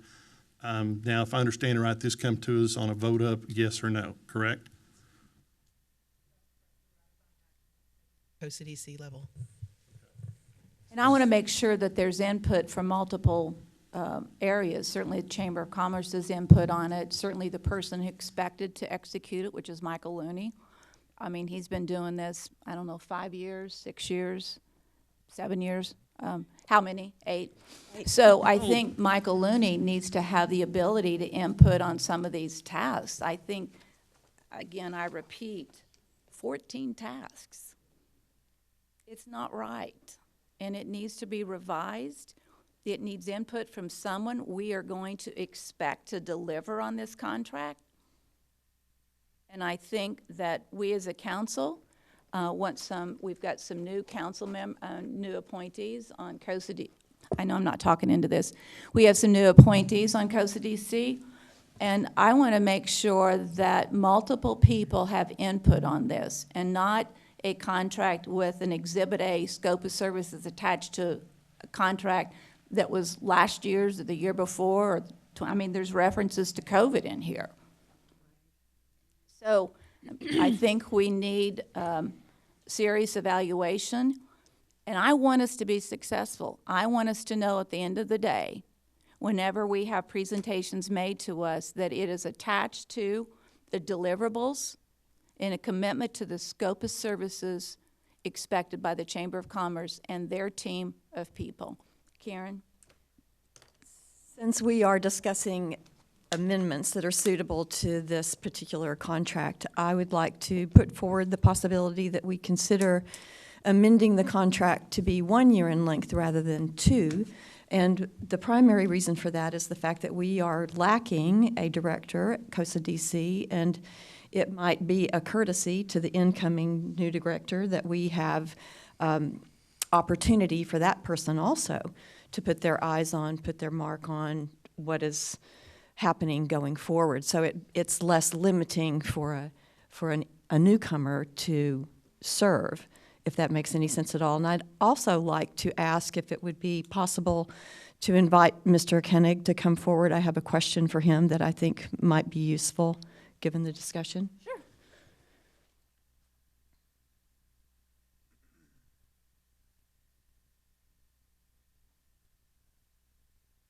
Good morning, everyone. I'm Walt Koenig, representing the San Angelo Chamber of Commerce. Delighted to be here to talk about this contract. How can I help?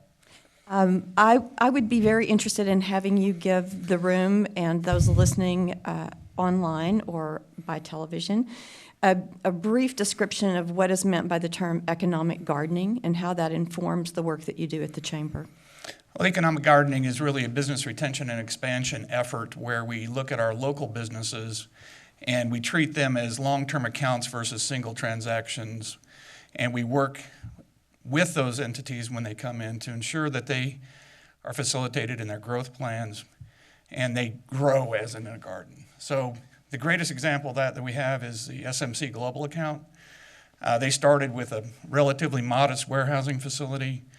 And over the years, through continued work with them, their executive leadership, and the local folks here in San Angelo, we've been able to substantially grow their presence. And so economic gardening is really about taking care of those businesses that are here so that they have the opportunity to grow and flourish.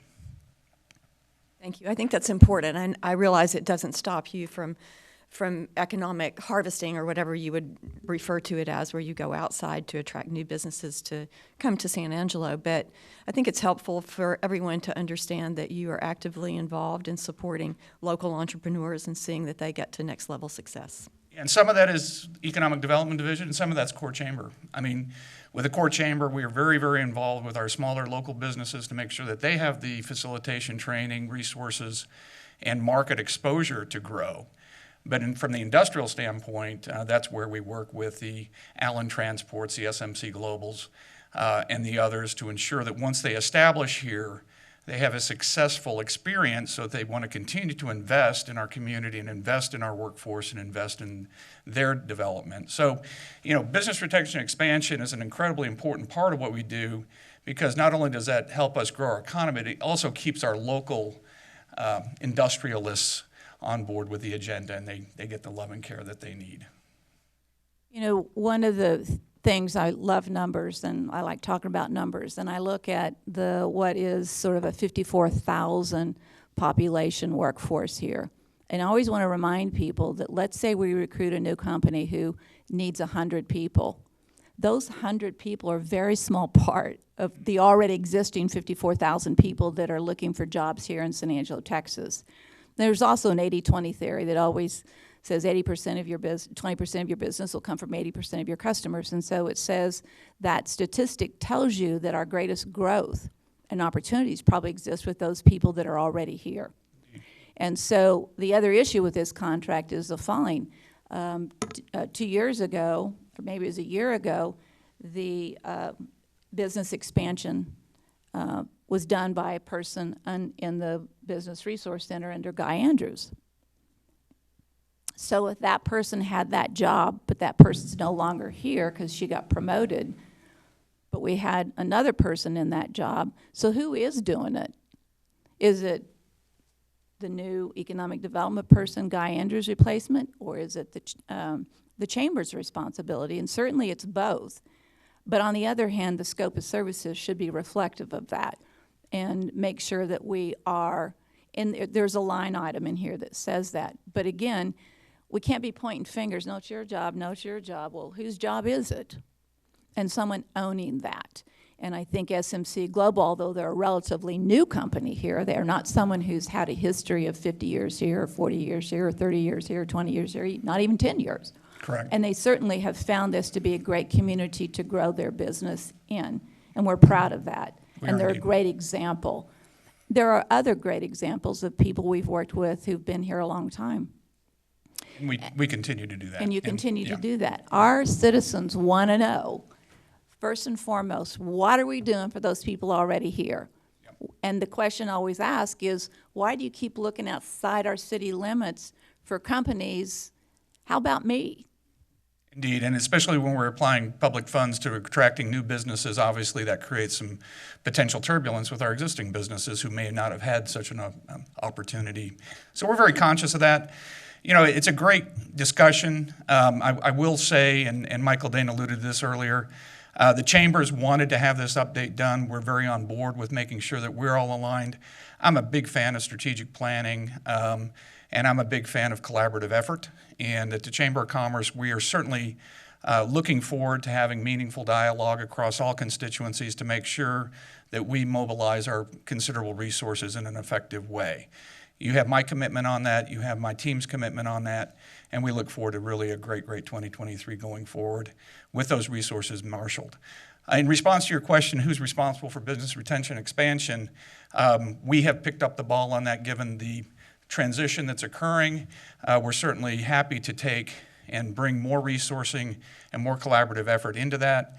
As I said earlier, Chamber of Commerce proper really looks after the small retail, medium enterprise segment of our business population, and our EDD typically looks at the more industrial or primary job holding companies, and that division of labor seems to work, although there's not a hard, bright line between those kinds of enterprises, so there's a lot of collaborative effort that goes across that as well. Well, one of the things that I said at a different meeting, and I want to make sure we're very clear on this, is that all of us are economic developers because we all have relationships with other people.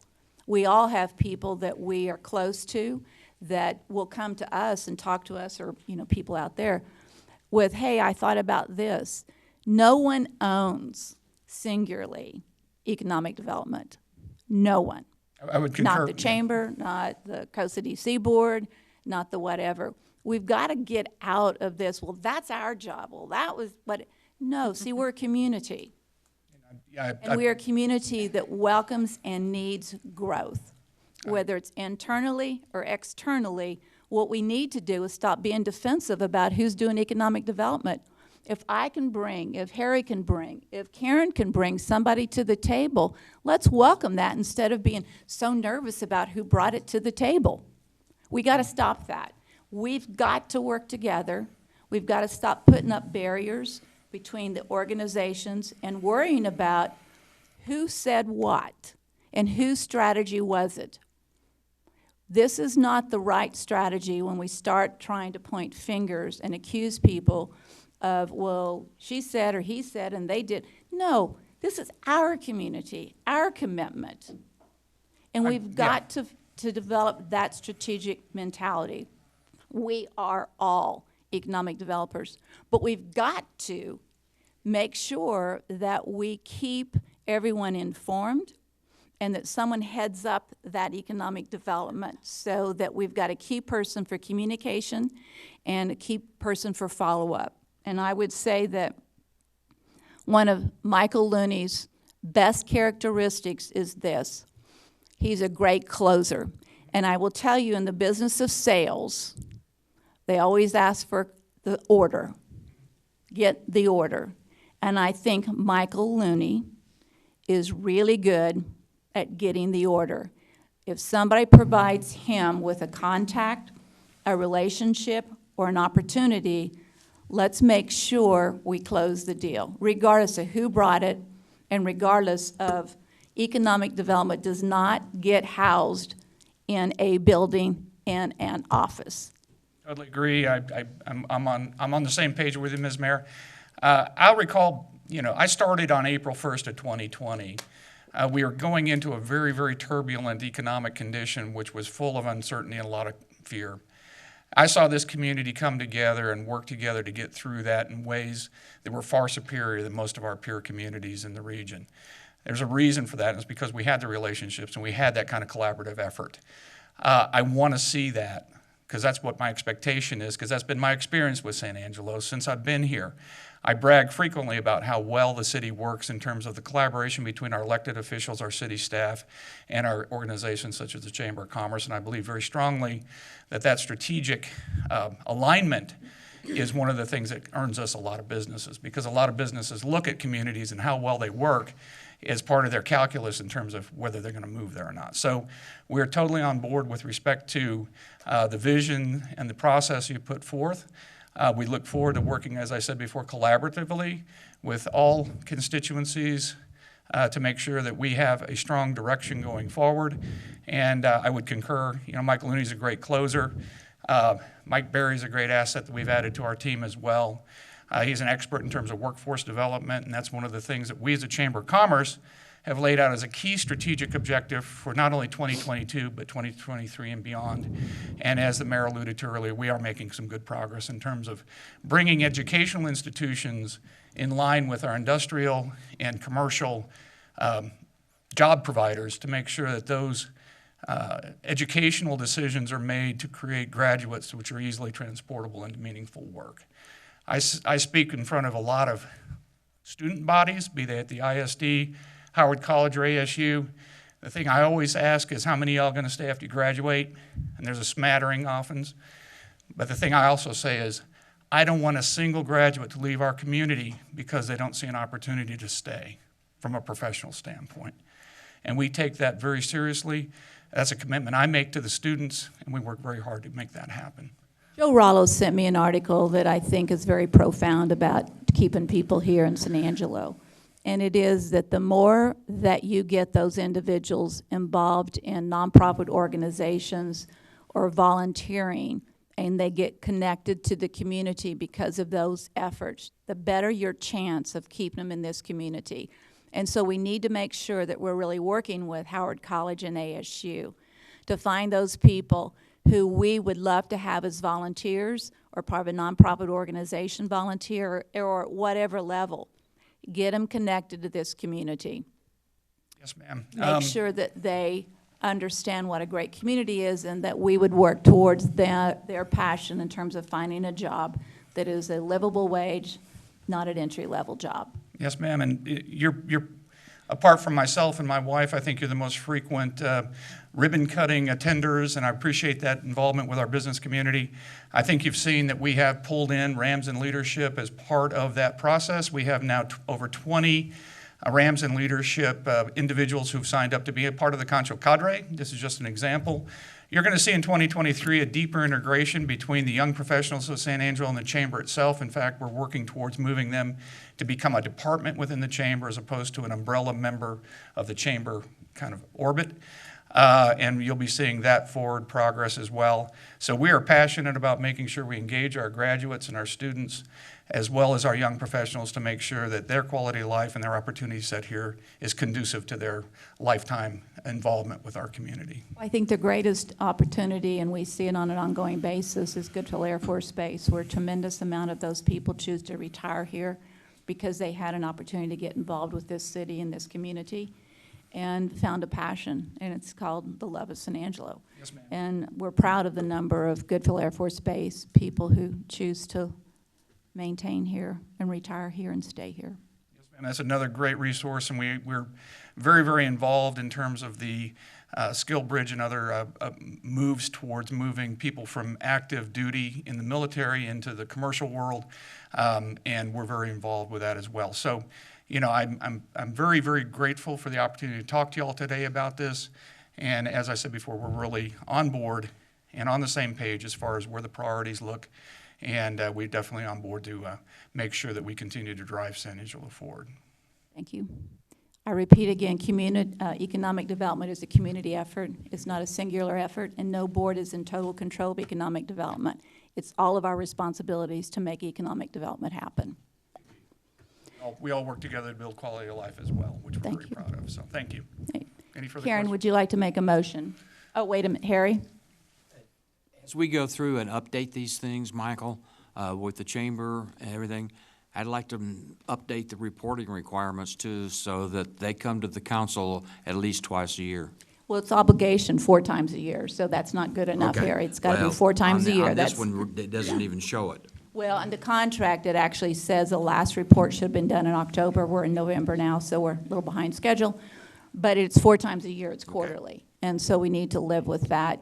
And make sure that we're all informed and updated and enlist our support where necessary.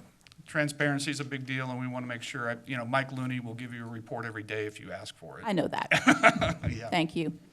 Karen, would you like to make that motion? I move that we accept the contract as written with the exception of Exhibit A, the task summary, and require that the task summary be updated.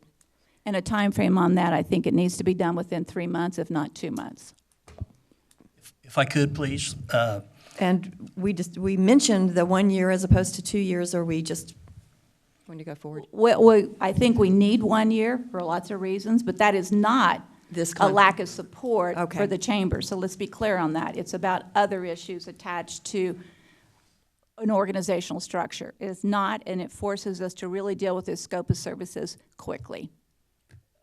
Teresa, do you want to respond, or you don't want me to? As I indicated earlier, the options for council are to vote what they proposed up or down. We did last week, knowing there might be some anticipated changes or probable changes or possible changes, put this item on the COSA-DC agenda for tomorrow. Is that right? That's correct. For tomorrow, so they can take action on updating anything. So what we would need you to do, if you want to make changes to what's proposed today, is deny this contract and give guidance on what changes you want to include. You mentioned commingling. I don't know if that's one of the changes you want to take back tomorrow or not. It's a small, commingling is a small issue. Walt was fully on board with that, and he's already made arrangements for that to occur, and that is something we can work out. I think the 1 year, if that's a strong position for council, I think that forces us to go back to the COSA-DC board. I think the scope of services is something, if you're okay with 2 years, I think we can work scope, you can approve, and we can bring back an amendment for scope of services. But I think if 1 year, I think if you're strong on 1 year, we need to deny and take it to the board with the instruction that that's your preference. I want to make sure that everybody Harry? realizes, thank you, that realizes we only have one council meeting in December.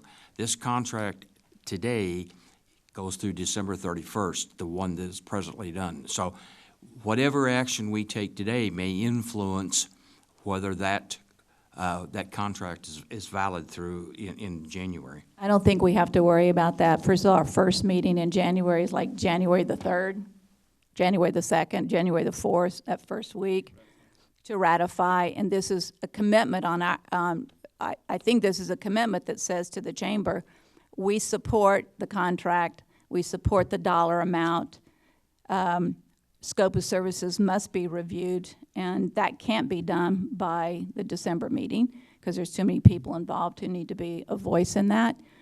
But it is our commitment to the chamber and to the contract by saying this dollar amount is a commitment, and it does not mean we wait until next October to extend it another year.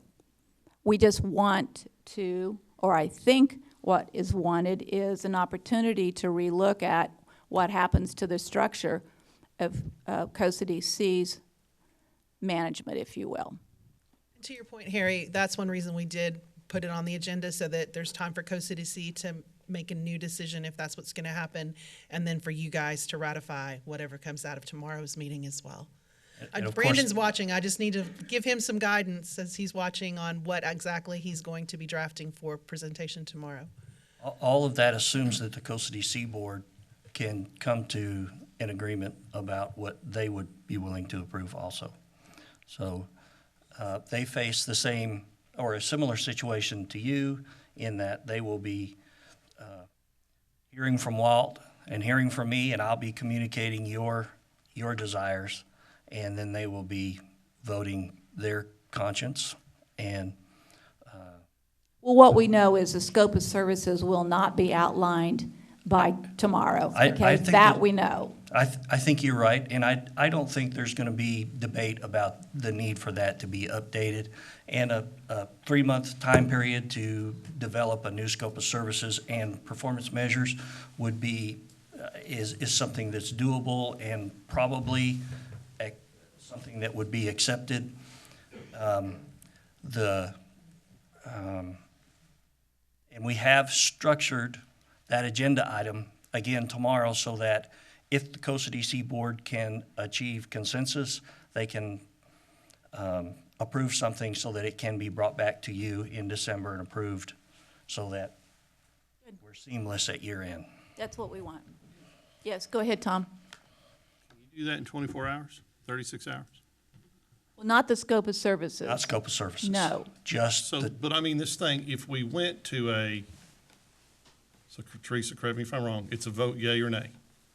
Yes or no on this, what's before you? So, and if we went with a nay, we would vote it down, and then we would say, Costa DC goes back, goes over scope of services and amendments to come back, but that's pending they get it all and it's agreed on and concluded tomorrow, correct? What I we would not understood- attempt Can't, the scope of services tomorrow. We can't get that Just, done. just term.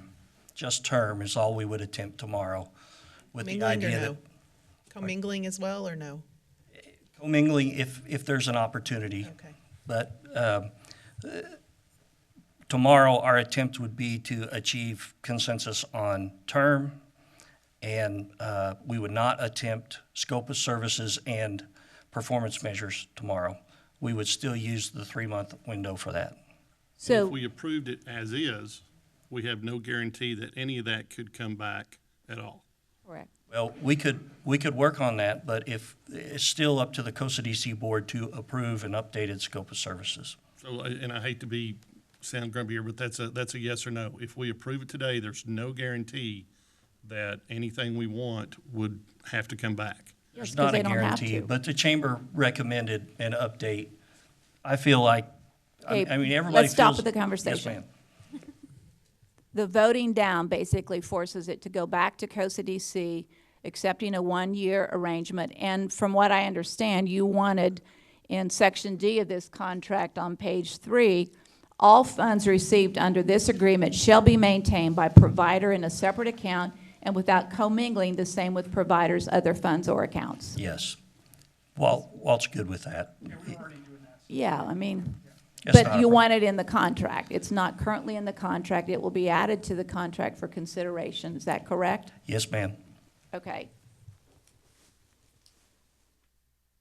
That would be the recommendation to council that Costa DC look at changing the term and adding the commingling language and leaving everything else the same with the understanding that it would come back for amendment on the performance measures and the scope. Is everyone clear?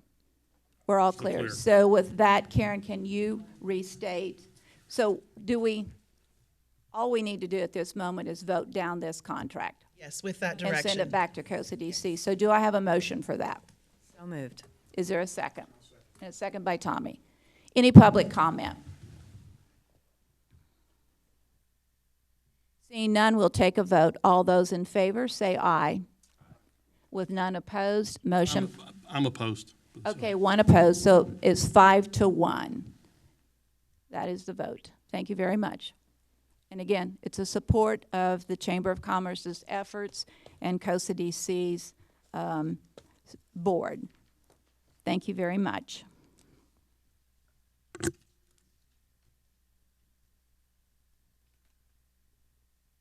Item C, consider resolution directing publication of notice of intention to issue combination tax and revenue certificates of obligation to provide funds for sewer system improvement projects and resolving other matters relating to the subject. Tina, you're on. Thank you, Mayor. Tina Deersky, Director of Finance. This resolution is the first step in funding the Lake Nasworthy Sewer Project. As you'll recall, back in 2019, the voters approved the use of some of the Lake Nasworthy Trust Fund for this project in the amount of approximately $11.5 million. Since then, we've used about $2.5 million of that for preliminary engineering and survey work, leaving a balance of about $9 million. Total project cost came in at about $51.5 million, leaving us short about $42.5 We always talked about a million. $32 million project. That was the number that's always been out there. So if you're looking at 52 versus 32, that's a $20 million increase. Correct. Which is hard to swallow. And we want some discussion on this. Yes, ma'am. So the amount of the debt issue that was before you would be about $44 million, and that coupled with the $9 million would leave about $1.5 million. in contingency, depending on how the bids come back. Again, those funds could be used for other sewer projects if it's a little bit in excess, but that's what the amount is before you today for discussion. Let me pull up my slide here. Again, this is the first step in approving the funding. The funding is intended to, the bond proceeds are intended to be issued on February 7th, the same day that we would be bringing, hopefully, the bids for award. Shane would be bringing those, obviously. The estimated interest is about 5.1% right now and amortized over a 25-year term, of course, supported by water and sewer system revenues. Again, to be sold in the open market mid-January with closing to occur in February. You have any other questions on the financial or bond side? So the difference between 44 million and 52 million, those funds, where are those funds? They're currently allocated in the the sewer capital projects fund. There's $9 million there left over from the Lake Nasworthy Trust Fund monies that were allotted by the voters. Is there do we believe that the 5.1%, I know there's an asterisk on that, but based off of current interest, how do we get to 5.1 or lower? Because that's a key issue. Yes, ma'am. That's current interest rates plus 25 basis points to hedge against potential upward pressure on rates. So what happens if we get lower interest? Then we'll take it. We do go out for bid on that, and so we will go with the best bid that we receive. I think the big issue, and I'm sure several people have questions, but continue and then we'll throw these questions out there. So as far as the financial side, of course, I'll tell you that there will be one interest payment due this fiscal year. I've met with Shane and Andy. We've gone through their financials. They can do that this year within their current budget capacity. And then next year, we would have the full debt service amount of just over $3.1 million, and it would remain right around that amount for the rest of the 25-year term of the bond issue. And that would go, and so with that, our total debt service payment from the sewer side would be $13.5 million going all the way to 2031, at which point some of our bonds will be paid off, freeing up some of our capacity. And then in 2032, we'd have about $5.5 million of debt service. So just to give you kind of a broader financial picture of where the sewer funds are. So you say that year again?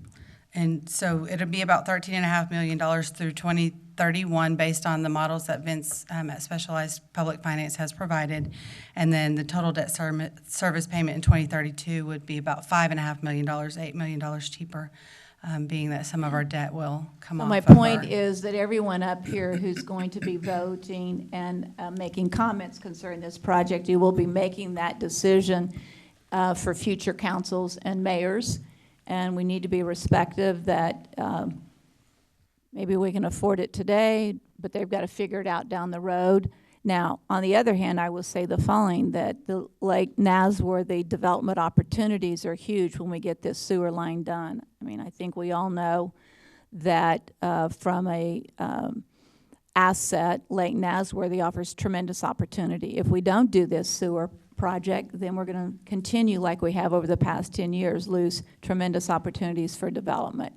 So it's significant in terms of moving this city forward and taking this Lake Nasworthy asset and making the most out of it possible.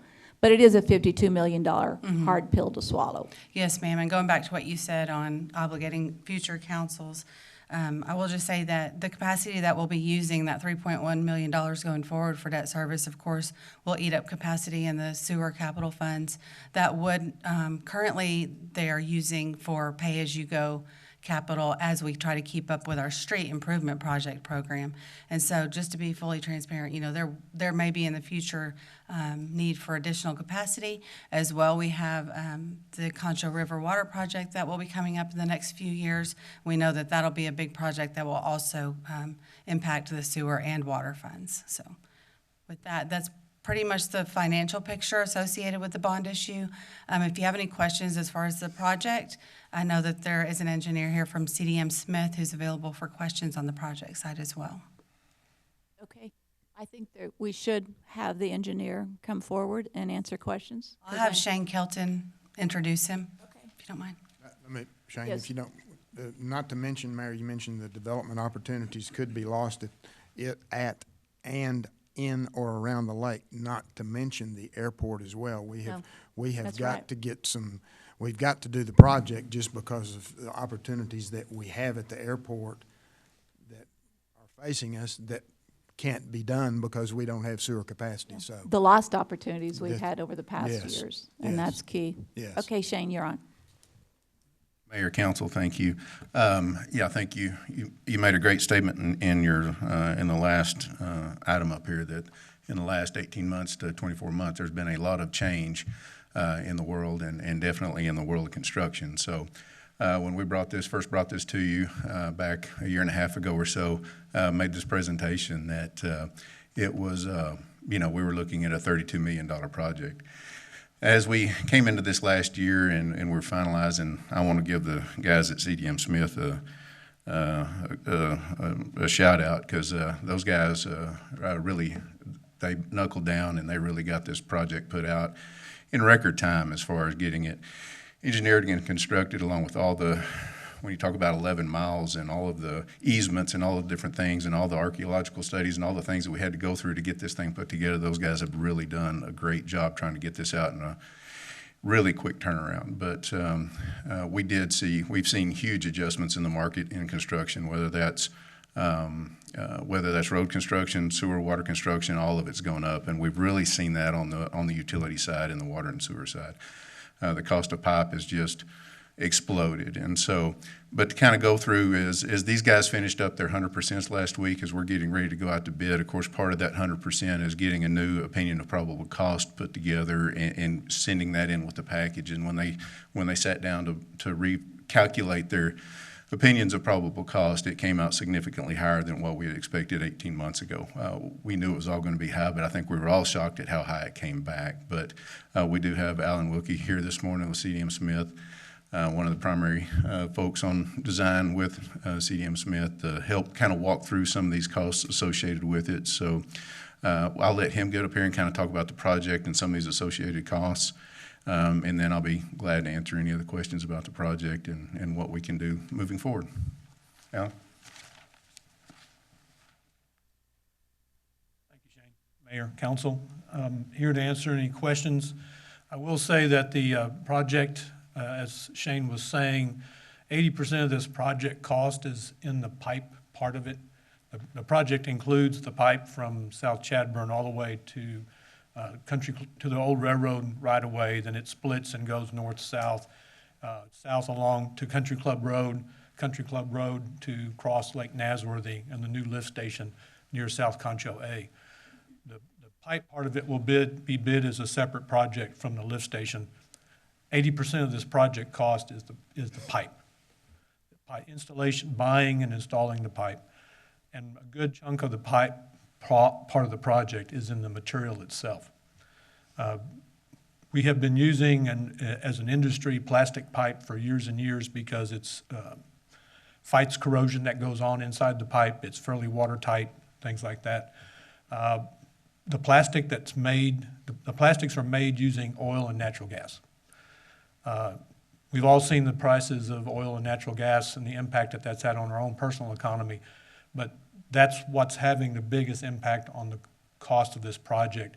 Pipe has just gone up so significantly in the last 18 months. A few years ago, we were bidding, and one of the metrics that we use when we look at projects is we take the total cost of the project and divide it by the total number of feet of pipe and the total inches of pipe. So it's a product of inches times feet. So in this case, we have 11 miles of pipe, but it ends up, every stick of pipe is multiplied by the diameter. Not that long ago, we were getting pipe in the ground, in rock, for about $11 or $12 an inch foot. A year ago, we were bidding a project, and it was probably going at about $22 an inch foot. Right now, we are estimating this project all in at about $33 an inch foot. So that inflation, as Shane was mentioning, has just been going faster and faster in the construction market. and as he mentioned, certainly in the utility market as it relates to plastic pipe. I had a client the other day who just got quotes for pipe delivered on the ground, not sitting in the ground or installed, that was $10 an inch foot, bare pipe. So it's the materials of this project have driven the cost. We are making provisions in the bid. I'm going to change topics a little bit. We are making provisions in the bid. There are some, the project is bid for not only taking care of what's out at Lake Nasworthy now, but also well into the future. Also looking at potentially doing some other things that would allow other lift stations in the city to be taken off and to remove that maintenance and operational facility to be taken offline and served by gravity. Some of those could be postponed if the project needed to be reduced in scope. But as it sits right now and as it was discussed with council, using the best information we have on the markets as they exist today, this is where we are. You would, I would, because there's so much involved in the cost of the pipe, one would ask the question, or I should make a statement, we would hope that the highest price of fuel today has reached its height. That we don't know that, but you would hope that between whether it is across the nation, across the world, less development, or maybe more development or more hurricanes, so it requires more whatever, but we're pricing this, I'm assuming, at the height of the price of PVC pipe right now. Yes, we're using the prices right now, and I, as a personal interest, keep track of or follow the oil and gas prices. 18 months ago, natural gas was about $2.50 to $3 a thousand cubic feet. After the invasion of Ukraine by Russia and the shutting down of the pipelines, it was $9 a thousand cubic foot. And some of that was us taking our gas, putting it on LNG ships and shipping it to Europe. It's down now to about $5.50, I think, as of this morning. It's 2.5 times what it was in 18 months ago. This is why I kept pushing to get it done 2.5 years ago, Yeah. right? Yeah. There's a lot of engineering that goes into that, Mary. That's a joke. Okay. But Yes, That was a absolutely, statement. absolutely. Right? Yeah, If we would have had this done 2.5 years ago, we would have saved $20 million. Possibly on materials, that's correct, Mayor. So we will be bidding the project competitively. We will be issuing invitations to bid for public bids. We will be, opening it up to a number of pipe manufacturers. They're all PVC pipe manufacturers, but there are a number of manufacturers, some with operations in Lubbock, which we hope will be, close enough. The second biggest price after material is shipping the pipe from the manufacturing facility to the site. So having one in Lubbock would be advantageous to us. But anyway, that seems to be the biggest impact on the cost of the project. Everything's had inflation, as we've talked about, but it's the PVC pipe specifically on this project that's the big concern. Who has a question or comment or a question? So, as we look at it's just like contracts for corn, oil, cotton, everything. Everything goes up and everything goes down, and it goes over a period of time. If you go to contract this, Shane, are we able to pull this in and if the price of, we hope with what EU guidelines are being rushed through and things over the next 60 days that we'll see a further decline in petroleum-based products. But long story short, I'd hate to contract something in at $32 a square, $32 a linear foot, and in 360 days it's $20 a square foot. Do we monitor it and buy? What's your plan? Are we going to try to buy it all at once? Or are we going to watch it and see what, roll the dice? And that's a hard question to go, but it's something constituents need to know, that we're looking not only at this year, but we're looking at 24 and 25 too. Yeah. With the competitive bid process and with the uncertainty of the markets, when we go out to bid, the people that submit the bids are going to bid it based on whatever the market is that day, and they feel that they can hold those prices for the. Of course, we're trying to, we're going to try to open bids on the 24th, and we're going to try to award on February 7th, January 24th, open the bids and award February 7th, and then that way we can get it turned around, and whoever we award the bid to can lock in those prices, because Based on what we're seeing right now, most contractors will not hold pipe prices for 30 days. So we're trying to make sure that these guys are going to be willing to hold those prices for whatever they bid. And so right now, it's just the way the economy is and the way the whole environment is. We're looking at chemical costs in the same manner as well. The chemical prices are just volatile and moving up rapidly, and so holding prices for a week sometimes is too much for them. It's too much risk for them. So while I would like to be able to buy it in chunks, hoping that it would go down, that's just through the competitive bid process. I don't believe that that's going to be a reality in this situation. Buy it all at once. I mean, I'm not near as worried about it going up as I am going down. I mean, if it goes down, there's a lot of profit in somebody's pocket that it's just a matter of consequence and market. Well, and they will, but when they buy the pipe, they will buy it all right then. I mean, they will order it and they will buy it and they will have it shipped. What do they do with it for 3 years as we're trying to use it? I mean, do they have a warehouse? And we're planning on this being a 24-month contract. So we're not planning on it being a 3-year contract. We're planning on it being a 24-month contract. And hopefully, due to some of our soil conditions and some of the depths that we're going, we're hoping that our contractors will be able to make better time than even that. But we believe for the purpose of the bid and to allow plenty of time to get the best bid possible, a 24-month contract is going to be our best bet. So we're afraid if we start shaving some of that construction time off, that the bids will probably go up. So again, it's kind of one of those that we're trying to kind of make sure that we're being as safe and prudent as possible as we get ready to bid this project out. But they would buy and they would store this pipe on site. They would stage it throughout the project on site where they're going to need the pipe. I have one other. Are the professional fees immune from any of this price increase or decrease that we've already negotiated on consulting and everything? I mean, yes, from the consulting. Now they are going to provide construction services for us and RPR services for this. They're not necessarily basing that on a percentage. They're basing it on an hourly rate for their professional services. So those numbers have pretty much been locked in. So from that standpoint, and then we also are looking at moving forward as we look into, once we bid at those services, whatever their profit and overhead for the construction company will be locked in at that point. Thank you, Shane. That's all my What's the contingency dollar amount?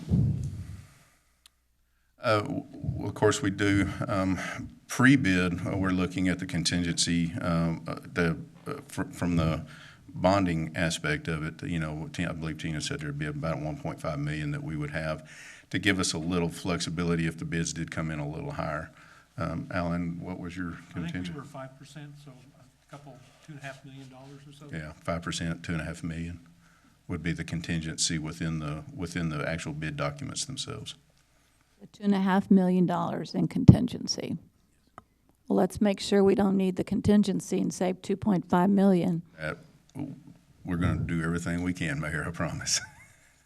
Other questions or comments? Larry? I have a question. I think it's for Ms. Dursky and Mr. Vasilio. This is kind of where the rubber meets the road question, and it's based on the amount of this, it should be a pretty stable figure, but how much does this add to the water and sewer bills for the city? Are you talking about commercial and residential utility statements? Right now, it's not, but that is why Mayor brought up that we're obligating future councils, and that is why I said to be transparent.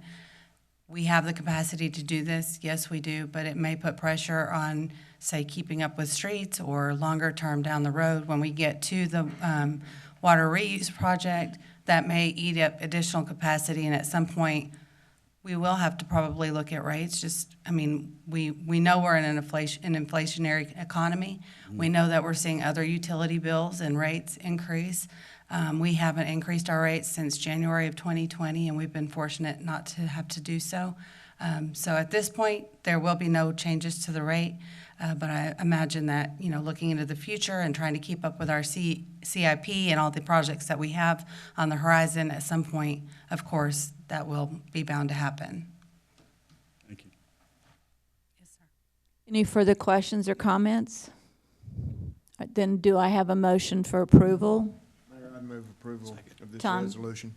Great, Tommy and Harry seconded this. Any comment from the public on this item? Seeing none, we'll take a vote. All those in favor, say aye. Aye. Motion, any nays? Hearing none, motion passes 6-1. Our next item is item D, first reading and public hearing of an ordinance. I think that was a 6-0, Brenda. 6-0, Mayor. What did I say? 6-1. You said 6-1. I'm still bouncing around in Well, your thoughts Lucy, over there. no. Lucy was opposed. 6-0, sorry. 6-0. Rent-free. All right, item D. Thanks for paying attention, guys. I was just checking you, see if you were listening. You're I on. knew, yeah. First reading and public hearing of ordinance for Z22-21 to rezone properties from the single-family residential zoning district to the two-family residential zoning district being .314 acres, located at the northwest corner of North Marie Street and Beacon Street. John, you're on. Thank you. As you mentioned, this is a rezoning from RS1 to RS2. You can see the location here. The Houston Heart is south, and Producers Park is just to the north, so that's kind of the area. As you can see here, this is kind of a mixed area. There's a little bit of commercial and industrial off to the left there. And then the homes are largely single-family, but there are a few mobile homes mixed in. And as you can see, these are very narrow lots. I think my guess is they were originally planned for mobile homes, given how narrow they are. And so the applicant is proposing to rezone the RS2 so that they can build duplexes across the lot lines of those lots. We did send out our notices, did not receive any in opposition. As I mentioned, this will allow the construction of duplexes. It is consistent with the area because there is a mixture of uses there. It's an infill project in an area that's not seen a whole lot of development, so we think this is similar to some things we've seen in this larger area of taking RS1 lots and rezoning them for duplexes in order to make the financials work for development of these lots that haven't been developed for forever. Staff does recommend approval, and the Planning Commission also recommended approval unanimously. I'd be happy to answer any questions. Questions or comments? Whoops, as I ate the microphone. For John? Move approval, Mayor. Motion, a second by Harry. Any public comment? Seeing none, we'll take a vote. All in favor, say aye. Aye. Hearing no nays, motion passes 6-0. Item E, first reading and public hearing of an ordinance for Z22-22 to rezone properties from the neighborhood commercial to the low-rise multifamily residential zoning district, being .413 acres located at the southwest corner of South Pierce Street and West Beauregard Avenue. And you're on, John. Thank you. As you can see here, this is the shopping center area there on Beauregard, just after it splits from Sherwood. And then to the left here is largely single-family neighborhood. There's a little bit of a commercial right there. This property was rezoned to neighborhood commercial just a few years ago. A proposal to build a small retail on that site. That basically fell through, and the new owner is looking to do apartments on that site. And so that's the rezoning to RM1, which is our lowest, basically lowest density apartment. It is under a half an acre, so it's limited in terms of size, so it couldn't be a big apartment complex. And I believe the proponent is proposing 6 units on the property. You can see here it is right at that edge. This area is all shown as neighborhood center in our future plans, and then neighborhood to the other side. So it is kind of in that boundary transition area, which is one of the reasons that when this was rezoned a few years ago, neighborhood commercial was considered appropriate. But again, now they're wanting to go back to residential, but not single family, but instead for apartments. We did send out our notices and received one in opposition across Beauregard, across the street. I will note that none of the homes on that block that would be adjacent to this were in opposition. Isn't there a big apartment complex right behind there? Or catty corner? Down the block. Yeah, a block or two away. Block Yeah. away. Yeah. Yeah. And so here are just a few pictures. There's the restaurant that's immediately across the street, and you can see the, across the other direction, across Pierce is the shopping center. That being a transition area is one of the reasons staff is recommending approval. Even though it is adjacent to these homes, that we believe that the small scale of the apartments that would be allowed and being on such a major street is consistent with the area. It is also near a bus stop. I'll note that the housing study did indicate a need for what's called the missing middle. We get a lot of development that are single-family homes and a lot of development in big 300-unit apartment complexes, small-scale duplexes, 4-unit buildings, sort of like the ones that are just a block away. That's the kind of thing that aren't being built much and haven't been for the last few decades. But it is something that is a desirable part of the market, that the market's just not meeting that need. This is an area we think is appropriate for that sort of 6-unit apartment, and so that would meet that need that has been identified. Staff does recommend approval. The Planning Commission also recommended approval. It was a 4-2 vote. They had quite a bit of discussion at their meeting, and the two that were opposed were really just concerned of apartments being right next to single family, particularly the one of the items discussed was the fact that it could be 2 stories, although staff pointed out that a single-family home could be 2 stories on that side as well, and the existing neighborhood commercial would also allow a 2-story commercial building on that site. So going from commercial, we believe it's a step back to go to apartments there, especially with only 6 apartments. And so I'll also add, I don't think the applicants here, his indication at the Planning Commission was that these would be single-story. You have no ability to require that with straight zoning, so he's allowed to do what the zoning allows him to do, but his intention at this point is 6 units, single-story. So at least that's my understanding. Okay, I'm going to open it up for questions and comments. Karen, it's in your district. You want to start? Yes, please. Thank you. I attended that Planning Commission meeting. I remember that conversation very well. Would you let the group know here gathered what the definition is of low rise so that we're familiar with that? And I would also ask, of course, it's sort of lobbying, but we are interested in a landscape ordinance. The city does not have one, and because it is adjacent to single-family homes, I'm hoping that this will not be a project that is on a concrete pad. There's one that is just finishing up now near Fort Concho. I think you know the one I'm discussing. I wouldn't want to see something like that. I would want to see a better transition to that neighborhood, which is adjacent. The short answer is we don't have a landscaping ordinance now, and so there's little we can do. We can't do it.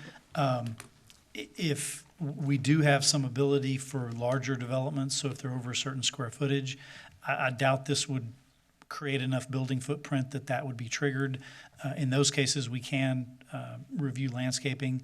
Unfortunately, on the one you're talking about, we did review their landscaping plan, and it sometimes graphics look better than what ends up on the ground, and that's an example of that I think we've learned from. In terms of low-rise multifamily, basically it's the same limit as single-family. And I believe it's 35 feet high, which is also the same for the neighborhood commercial.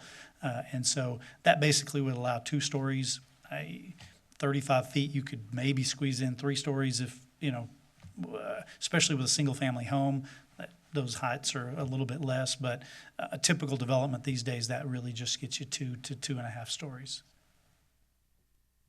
Other questions or comments on this item? So I'll make a comment. Neil Grant, that owns the Outdoorsman, had spoke to me about this a couple times, and his concern was just like kind of what you're talking about, Karen. It was a 2-story facility that would block the visibility of his commercial business if you were traveling from west to east.